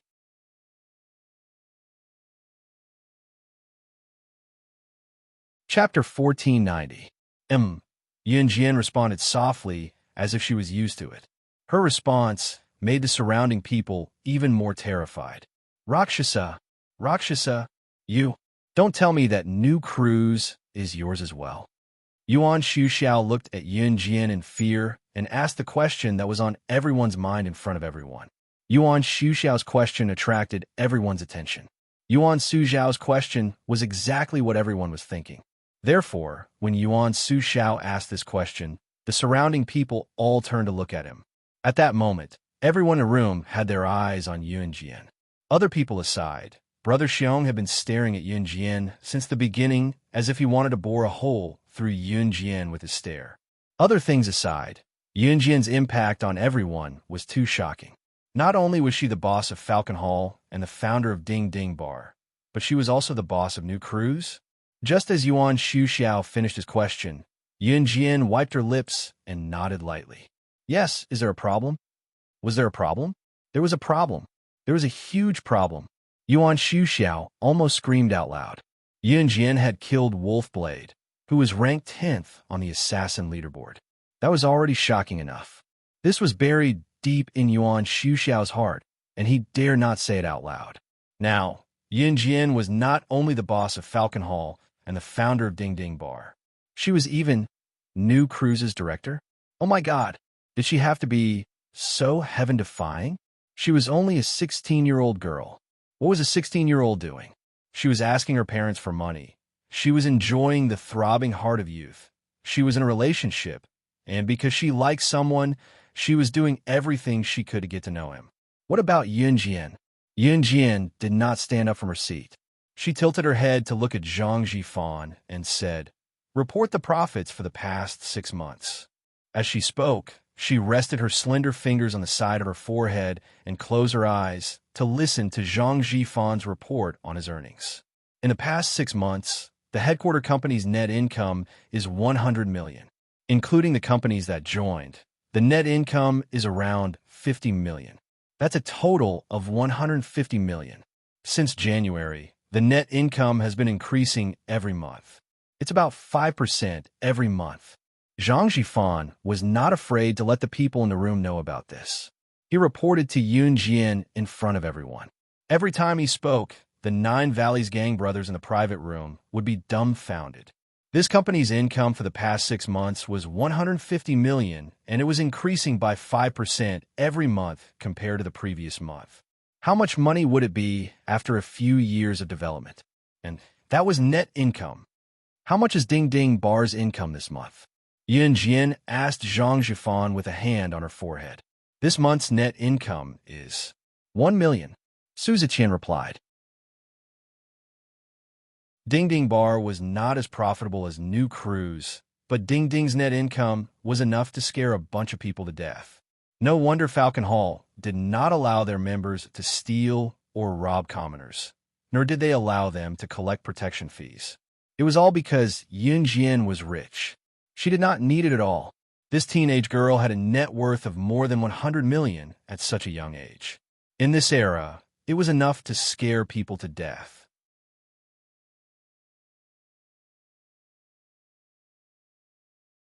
Chapter 1491. This was the result that Yun Jian wanted. Hearing Yuan Xu Xiao's words, she curled her red lips into a faint smile. Welcome. Yun Jian did not have the habit of shaking hands. Sitting in her seat, she glanced up at Yuan Xu Xiao and greeted him with a smile.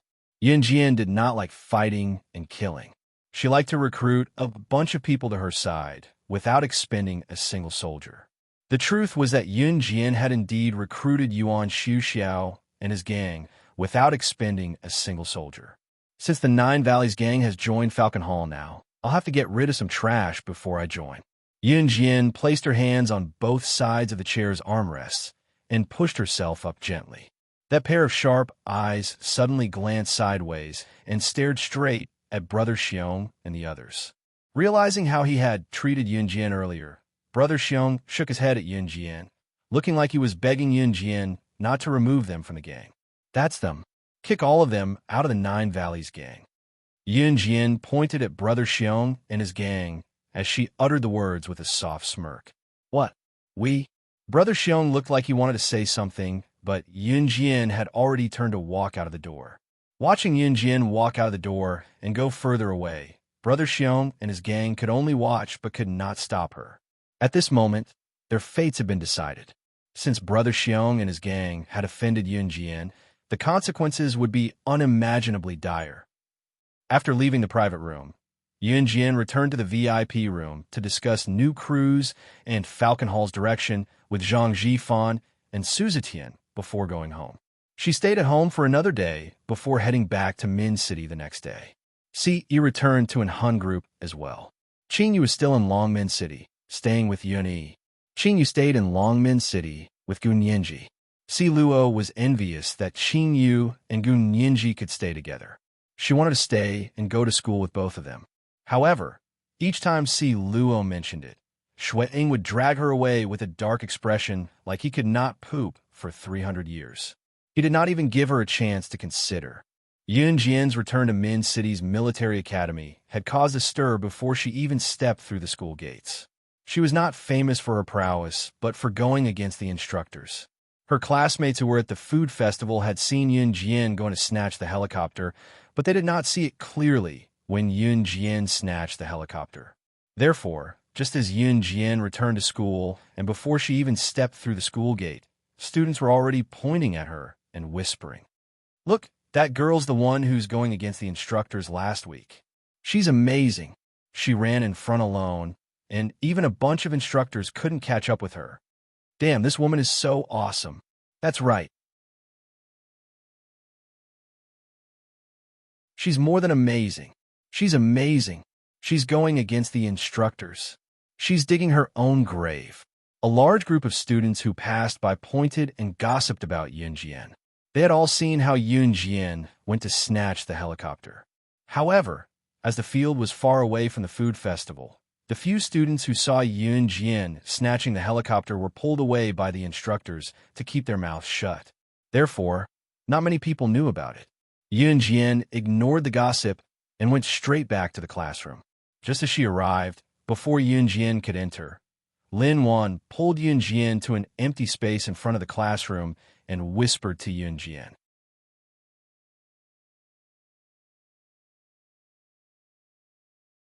Chapter 1492. The students all thought that Yunjian had offended the instructors. After all, she was just a student. She didn't listen to the instructors and insisted on rushing forward, causing a bunch of instructors to chase after her. If Yunjian didn't offend the instructors by doing such a thing, then what was it? Therefore, under such circumstances, the students all thought that Yunjian had caused the students in the class to be scolded. Moreover, Yunjian was so outstanding during the military training and even won first place in the outdoor survival event.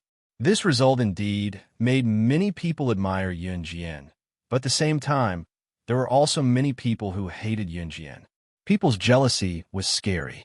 Those who admired Yunjian would definitely show their admiration on their faces. However, those who were jealous of Yunjian wouldn't show their jealousy on their faces. When something happened to Yunjian, just like this time, when Yunjian was chased by so many instructors, those who were jealous of Yunjian would say that Yunjian had offended the instructors and implicated all the students in the class. In this way, those who were jealous of Yunjian directly pulled those who admired Yunjian to their side. They planned to use some dead cockroaches, fake snakes, and other toys to scare Yunjian. Lin Wan, who knew about this, quickly ran over to inform Yunjian. She was afraid that Yunjian would really be scared, so when she saw Yunjian walk to the door of the classroom, she pulled Yunjian to the empty space here. Yunjian raised her eyebrows slightly.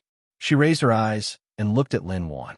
She smiled slightly and said, "Let's go back to the classroom." Yunjian, then be careful. You must be careful.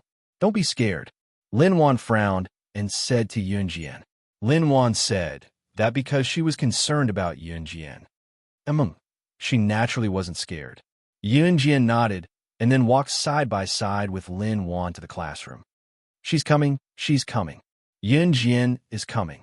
She must be scared to death later. He. The students in the classroom had been paying attention to Yunjian for a long time. When they saw Yunjian and Lin Wan talking for a while and walking over, the students whispered to each other. Did they put the dead cockroaches and fake snakes on her seat? Yes, put them in her drawer. I guarantee that she will be scared to death later. Ha ha ha. Who asked her to offend the instructors and even want to implicate us? This is her end. Speaking of which, Yunjian's so good. What if she's not afraid of these things?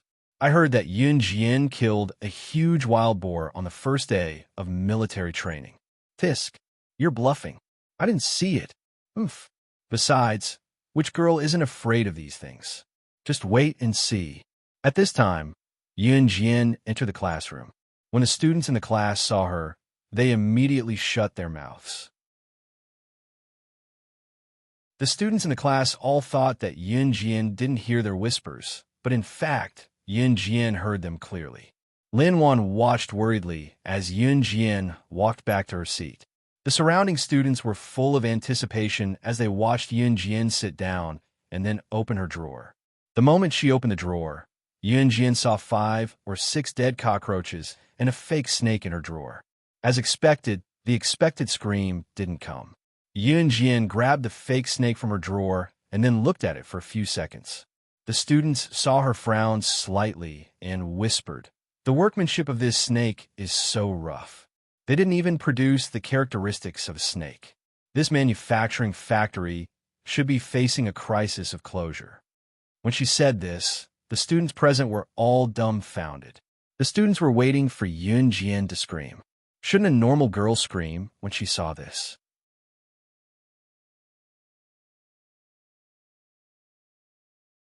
Chapter 1493. The surrounding students were dumbfounded. After all, there weren't many people like Yunjian. Others were worried about whether they were afraid or not. But what about her? She actually directly evaluated this fake snake and concluded that the factory of this fake snake should have closed down. Ha! You can tell whether the factory of this snake has closed down just by looking at the workmanship of this snake. I'm dying of laughter. It's simply, do you think you have the ability to prophesy? Do you think you're God? Or do you think you're a prophet? I'm dying of laughter. You're really going to make me die of laughter. One of the boys in the class laughed out loud, and the laughter was extremely ear-piercing. This boy didn't like Yunjian very much because of Yunjian's strength. Yunjian's strength was really too strong, so strong that a boy couldn't compare to a girl. Most of the students in the class were male. Except for a few male students who worshipped Yunjian, most of the rest were quite disgusted with Yunjian. After all, Yunjian's strength was here. Even the male students couldn't compare to Yunjian, so, as a boy, they would definitely have opinions. Most of the boys didn't like girls who were stronger than them, and the boys in the class were naturally the same. The boy who stood up to accuse Yunjian was having a good time. Just as he said that, another meek voice of a man rang out. Young man, you're right. Cough, cough. This fake snake was my childhood toy. That manufacturing factory has really closed down because this fake snake was manufactured by my uncle's factory. Now, the factory has been closed for more than 5 years. It was the boy who came to the classroom with the fake snake. The boy was very unwilling to admit this fact, but he couldn't. The truth was that he wasn't good at lying. As soon as these words came out, the face of the boy who just ridiculed Yun Jian instantly turned pale. It was as if he suddenly had constipation while squatting in the toilet. As soon as the boy who stood up and said that the factory had closed down finished speaking, Yun Jian threw the fake snake at the boy's face.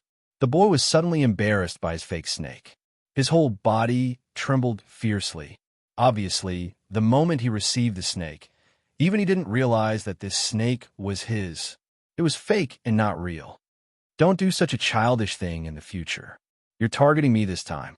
If you target an ordinary girl and she's scared to death by you, can you bear the consequences?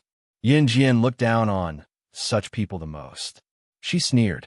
There was once a news report that, as a joke, she used a toy like a fake snake to scare her classmates, and as a result, she was scared to death. Tisk, it's obvious. Pretending. Shameless. Lin Shuya, who had always been at odds with Yun Jian and was knocked out during the military training last time, had no idea what happened last time when the instructors put her fake corpse on an isolated island to scare the other students. She glanced at Yun Jian coldly, at odds with her as usual. By the way, I don't know if you know, but Officer Gu, who was said to be in trouble last time, was rescued from the dungeon of the world-famous underground black market boss, Glen's headquarters. I heard that no one has been able to come out of that dungeon alive since it was created. This time, someone brought someone out of the dungeon. I heard that it's a woman. She's so powerful. Some boys immediately changed the topic and began to whisper in an excited tone. At this point, everyone suddenly remembered that Yun Jian must have forced Instructor Yu to take her to save Officer Gu that day. After all, Officer Gu was Yun Jian's father. Therefore, after a while, their gazes immediately shifted to Yun Jian. Yun Jian, you should have also gone to the territory of the European and American underground black market boss, Glen, right? You should know about the dungeon of Glen's headquarters. As long as someone is caught, there is a rumor that they never come out again. Hey, then do you know who the first legendary woman to bring people out of the dungeon is? Someone suddenly realized that Yun Jian might know this, so he opened his mouth and asked Yun Jian. You're still asking her? It's just that last time. She provoked the instructor and had to go along to cause trouble. People like her are doing it on purpose, causing trouble for no reason. You're still asking her, can she know about this? Immediately, there were voices of protest. However, everyone around still turned their expectant gazes to Yun Jian. At that time, everyone was very interested in this matter. The dungeon had been built for decades. In these decades, there were many powerful people who went in, but no one had ever been able to successfully escape. There were even rumors that in a place like the dungeon, no one in this world had the ability to escape from there. But now, the person who brought people out of the dungeon had appeared. The students in the class were all very gossipy and wanted to know, so they all turned their heads to look at Yun Jian.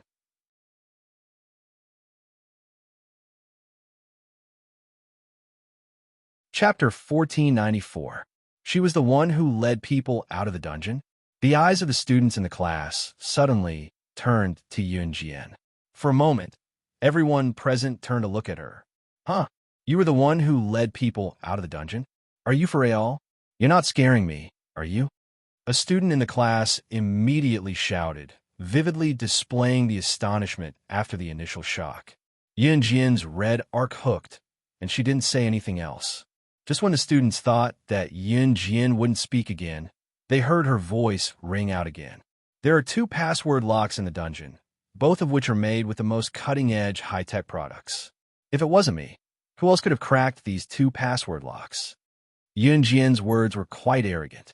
The surrounding students were stunned once again. After recovering from the shock, the surrounding students were once again in an uproar. Some of the students even turned to look at Yun Jian and said doubtfully, "Are you for real? Why do you say it as if it's true? Have you really been in the dungeon? Hey, tell us about the structure of the dungeon." Such words came in an endless stream. But Yun Jian didn't open her mouth to explain. Huh, she's showing off again. Yun Jian, has really shown off too much. She's really shameless. Does she really think that she has 3 heads and 6 arms? Lin Shuya, who had always been at odds with Yun Jian, began to point and scold her again. But just as she finished speaking, Yun Jian's voice rang out again. I just want to tell you that studying in a military academy means that you are very likely to become one of the following 2 types of people in the future. First, a soldier. Second, a special forces soldier. No matter which type of person you become, if there is a need for you to become a spy in the future, you must remember one thing. You must be all-round. At this point, Yun Jian paused and then continued, unlocking secrets, blending in with the crowd, firearms and weapons, medical treatment, assassination secrets. You must learn everything and be skilled at it. If you can't do it, then I advise you not to act as a spy easily in the future, because the death rate of you being captured alive is as high as 98%. Yun Jian's meaning was very simple. She simply hoped that this group of people would learn to be smarter in the future. Ge Junjian and the others didn't realize this, so they acted rashly and sneaked into Glen's headquarters as a spy. In the end, they were caught. If she hadn't been there this time, or if she hadn't gone to save people in time, Ge Junjian and the rest of the people who were captured would definitely die. Moreover, he definitely wouldn't be able to hold on for more than 3 days. Among that group, Lin Wei was the strongest, but when Yun Jian entered the dungeon, Lin Wei was already on the verge of death. It could be seen that in less than 3 days, Lin Wei would be completely defeated, and Ge Junjian and the rest would definitely die. That was why Yun Jian said those words. Yun Jian's words attracted countless voices of resistance, but there was no lack of voices from those who admired Yun Jian. A chubby boy looked at Yun Jian and then asked with interest, "Yun Jian, how do you know so clearly? Is this true? I've been fantasizing about being a spy in the future. Hee hee, being a spy is so cool. Hee hee, you're just talking big. Yun Jian, do you really think that you've been a spy? What right do you have to use such big words to educate us? You're really shameless." Lin Shuya spoke out of turn again. Actually, Yun Jian's words were only for the people who were listening to her sincerely. To be honest, even if these classmates died in front of her, she wouldn't care. She's the most outstanding person. If it wasn't for her, we wouldn't have been able to escape from the dungeon. At this moment, Instructor Yu's firm voice suddenly came from outside the classroom. Instructor Yu's words meant Yun Jian was the one who brought everyone out of the dungeon.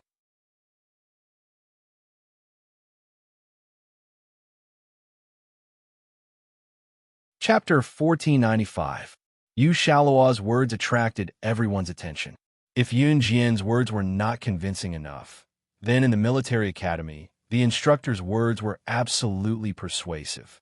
Therefore, as soon as Yu Shaohua's voice fell, the students in the class were in an uproar.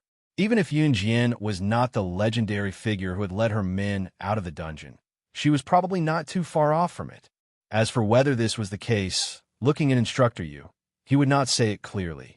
Her classmates did not think that Yun Jian's words could be trusted. However, there were still students who were quite interested in this matter.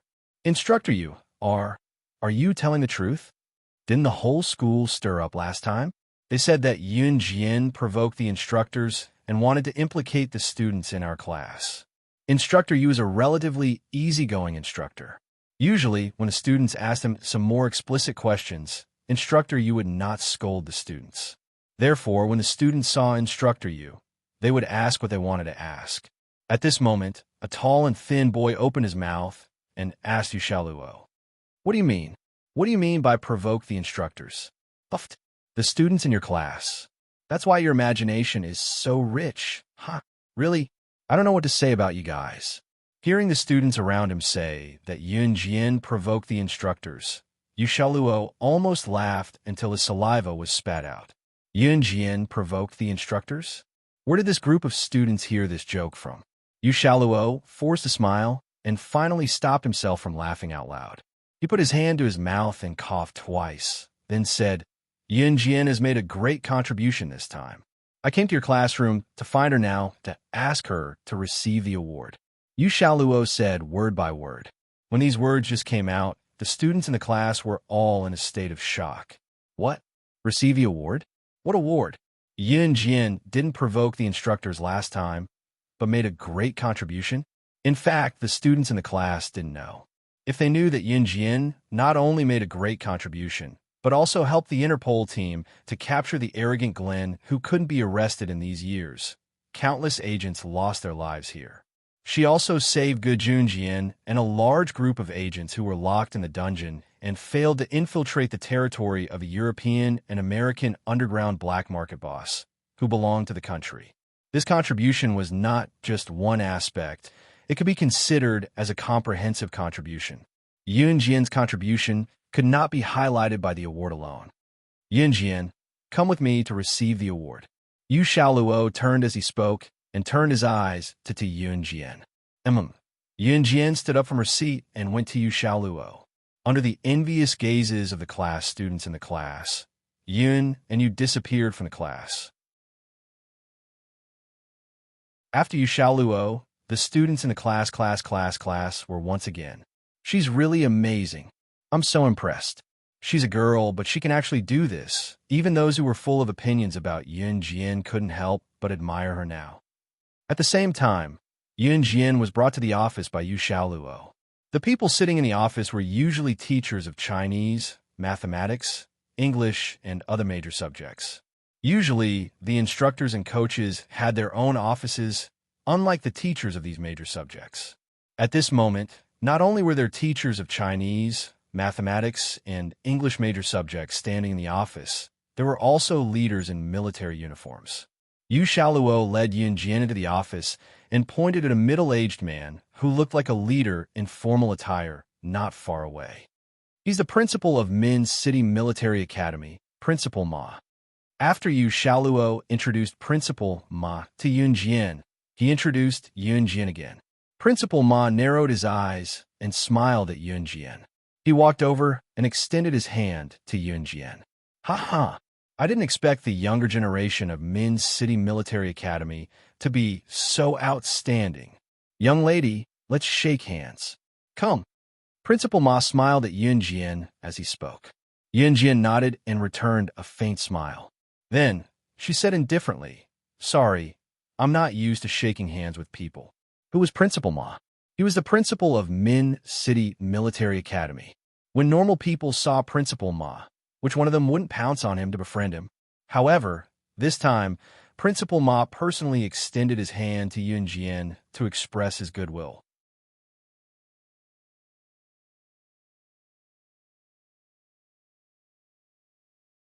Chapter 1496. Ahem. Ha, it's fine. You're a good girl. Principal Ma smiled awkwardly. He used his youthful face to stare at Yun Jian with admiration for Yun Jian. Principal Ma was a very humorous principal. Although he was the principal of Min City's military academy, he didn't spend much time at the academy. Not only was Principal Ma principal, he was also a soldier. Yun Jian didn't shake Principal Ma's hand, but it didn't mean that she didn't want to be on good terms with him. Everyone had their own way of befriending people. Yun Jian wasn't used to shaking hands, especially with men. It was that simple, so she rejected him. Principal Ma was a smart person. After hearing Yunjian's words, he didn't feel awkward.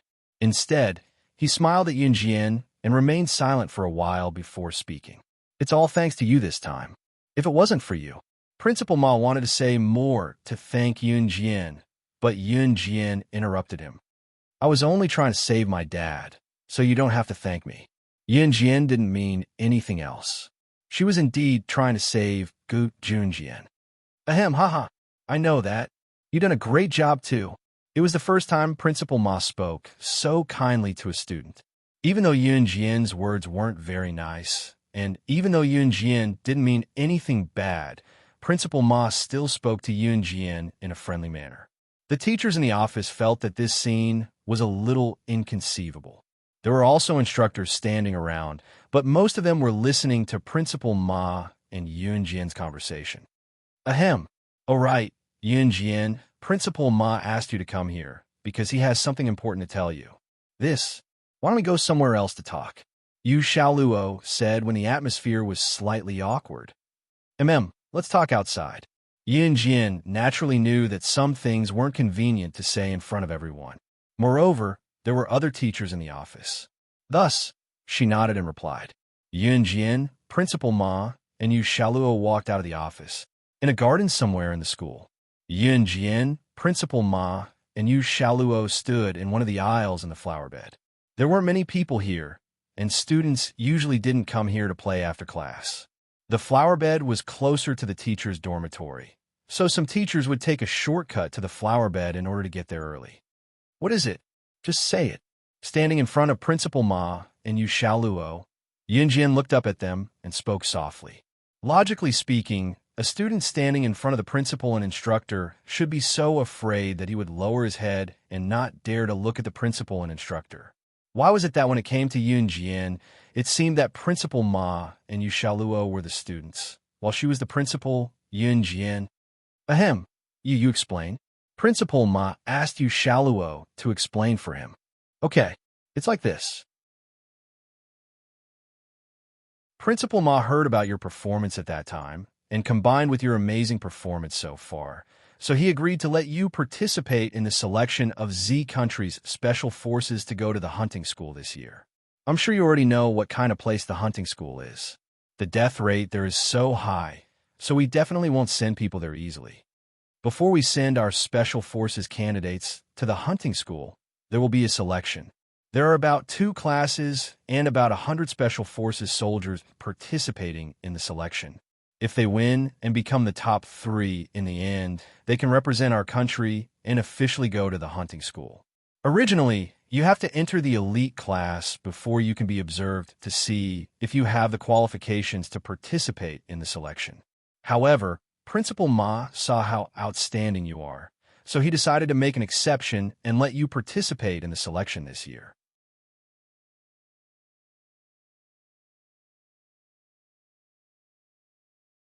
Chapter 1497. Yu Xiaoluo's words were simple to understand. What he meant was that Principal Ma thought that Yunjian was quite capable. This time, she had even rescued everyone from the dungeon and had even assisted the Interpol in arresting Glenn.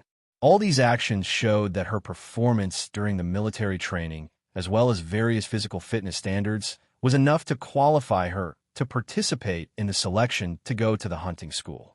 Therefore, Principal Ma recommended Yunjian to go. Originally, as a student, Yunjian did not have the right to go to such a selection event. After all, everyone knew what kind of place the hunting school was. Of course, Yunjian was not an ordinary person. Principal Ma also analyzed this point, so he decided to recommend Yunjian to go to the selection. However, it did not mean that Yunjian could go to the hunting school directly just because she was recognized by Principal Ma. Under the situation where the special forces represented Z country to go to the hunting school for training, they had to choose who to go to the hunting school. Although the hunting school was scary, it was also a place that countless special forces dreamed of going to. Therefore, Principal Ma meant that he would do his best to send Yunjian to the selection field. As for what would happen next, it would depend on Yunjian's own ability. The selection competition at the selection field should be extremely strict, especially during the selection period. There will be a month-long training. Within a month, more than 100 special forces will be eliminated. On the last day, only the top 3 will be left. These 3 will represent Z country to go to the hunting school. So, Yunjian, are you going to participate? After explaining the general rules, Yu Xiaoluo turned to ask Yunjian. Yu Xiaoluo had always remembered that Yunjian had said that she wanted to go to the hunting school.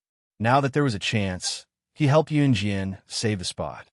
Yes, Yunjian nodded. Needless to say, Yunjian would definitely choose to participate in such an opportunity. The hunting school was a place that the special forces yearned for, but to Yunjian, it was just a platform for her to train her skills and engage in actual combat. She could bring her strength back to the peak of her previous life, nothing more. All right, 1 month later, the military academy will apply for leave for you and send you to the selection grounds. You just need to be prepared. You don't have to bring too many things. Everything will be prepared for you over there. After Yu Xiaoluo got Yunjian's affirmative answer, he told Yunjian about his plan. Yes. Yunjian nodded gently. All right, you can go back now. The selection will be held in a month's time. I have already contacted Old Gu about the other matters. I believe he will help you settle them, Yu Xiaoluo said. By the time Yunjian returned to the classroom, the first class had already ended. The students in the class all stood up from their seats, and some of them wandered in the corridor. The classroom was brightly lit at night, so no one noticed that Yunjian had returned to her seat. Yunjian, come here, come here. Lin Wan waved at Yunjian. Yunjian saw Lin Wan waving at her, so she walked over. Why did Muing come to school tonight? Lin Wan frowned and asked Yunjian. Maybe something happened at home. Yunjian nodded. Actually, it was because Mad Dragon was about to return to Kosha mercenaries, so Muing didn't come. Oh, Lin Wan nodded as she realized what was going on. Then Lin Wan moved closer to Yunjian, winked at Yunjian, and said, Yunjian, do you want to go to a concert with us this Saturday? It's just me and a few girls from other classes that I just met. They invited me, so I wanted to ask you and Muing to go together. I'm not going. Yunjian rejected with 2 words. Yunjian, just go with just a few girls from other classes in our school. There's no one else, just come with us. Lin Wan heard that Yunjian didn't want to go, so she reached out and shook Yunjian's hand. I'm not interested. Yunjian nodded. Just as she finished speaking, Yunjian's gaze fell on the concert invitation on Lin Wan's desk. When she saw the portrait on the concert invitation, Yunjian pointed at it lightly and asked, Why are you here? Whose concert? It's her. Lin Wan replied with a confused expression.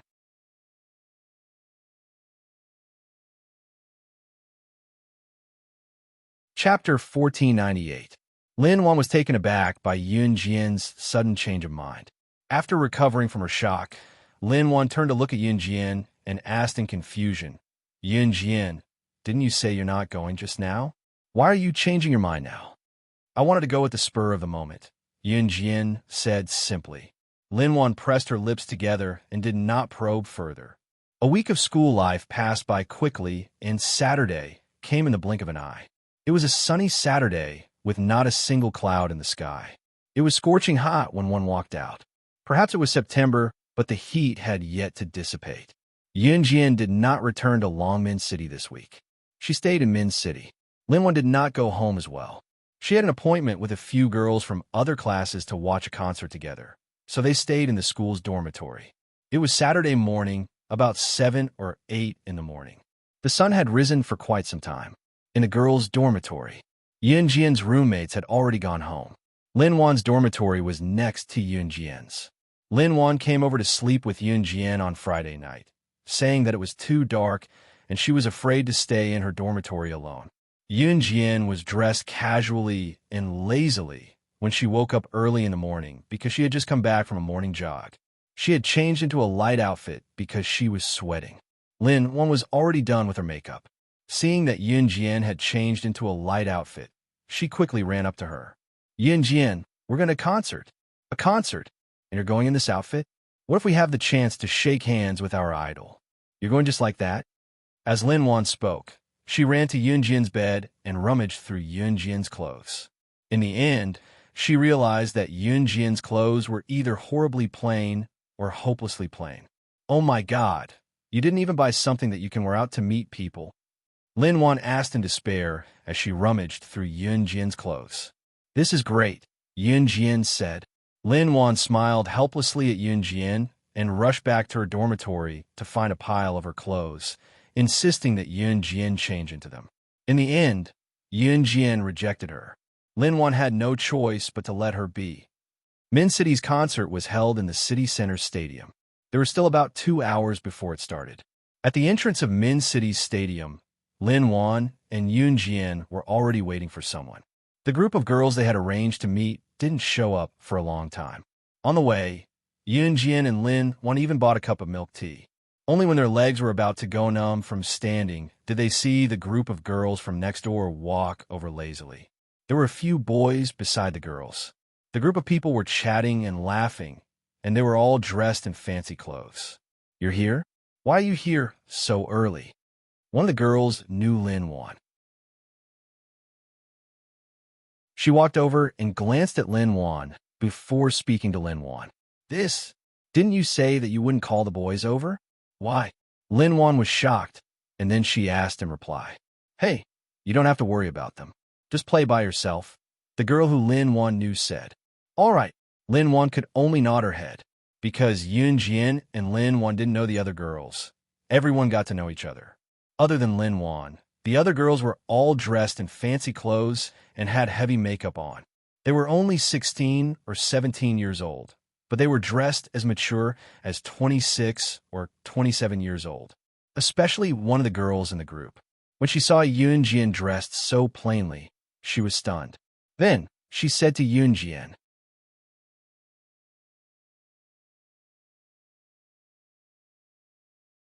Chapter 1499. Among the group of girls, the one who spoke to Yun Jian was the most fashionable and well-dressed one. Her makeup was also the thickest. The reason why she was so arrogant was because she got the tickets for the concert through her connections. The girl's name was Peng Kai Wei. She was very arrogant because she was quite capable and her uncle was working in the film crew. She even got more than 10 tickets for the international superstar Yao Lily's concert in Min City a few days ago. Yao Lily was an international superstar. She was a superstar with a huge influence in the world. It could be said that in 1999, her name had become a household name. Peng Kai Wei had given a lot of tickets to many people. However, in front of everyone today, Peng Kai Wei had a sense of superiority. Not only was she wearing the most fashionable and eye-catching clothes, but more importantly, she was holding her head high in front of everyone.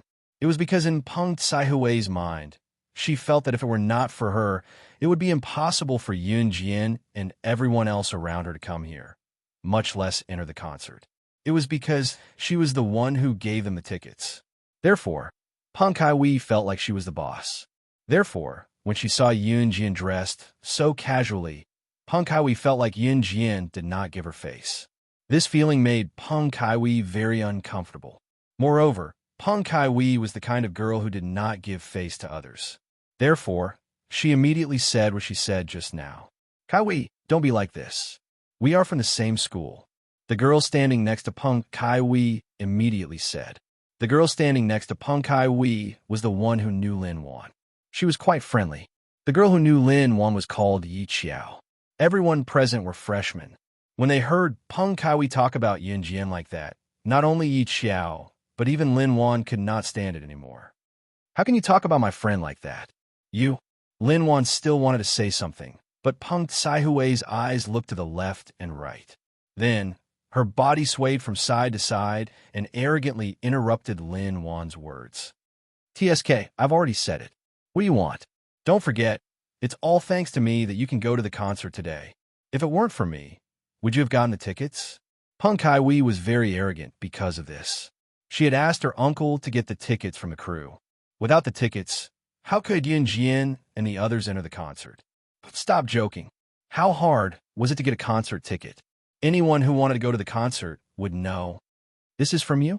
At this time, Yun Jian, who had been silent all this while, raised the concert ticket in her hand and glanced sideways at Peng Kai Wei. If it's not mine, do you think it's yours? So, I advise you to behave. It's already embarrassing enough for you to dress like a country bumpkin. When you walk with us later, you better stay away from us. Otherwise, Peng Kaiwi swayed her body proudly and said. However, before she could finish her sentence, Yin Jian threw the ticket on the ground. In the eyes of Peng Kaiwi and the group of boys and girls, it was so valuable that it could not even be bought with RMB. Then, I'll return this ticket to you. Without this ticket, I can still go in. That woman actually used the name of a superstar to come to Min City to hold a concert. She had to go to this concert.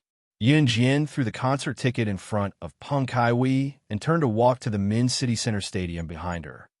Uffed. Does she think she can go in without the ticket? Does she really think she's someone powerful? Peng Kaiwi immediately sneered when she saw Yin Jian walking over. You're tuning into the Romance Rendezvous YouTube channel. We're so grateful for your support, and don't forget to subscribe to join us on this incredible journey through captivating stories. Your generosity through donations truly makes a world of difference, as it's the primary source of revenue that allows me to expand and enhance this channel for you. Thank you from the bottom of my heart for being a part of this adventure.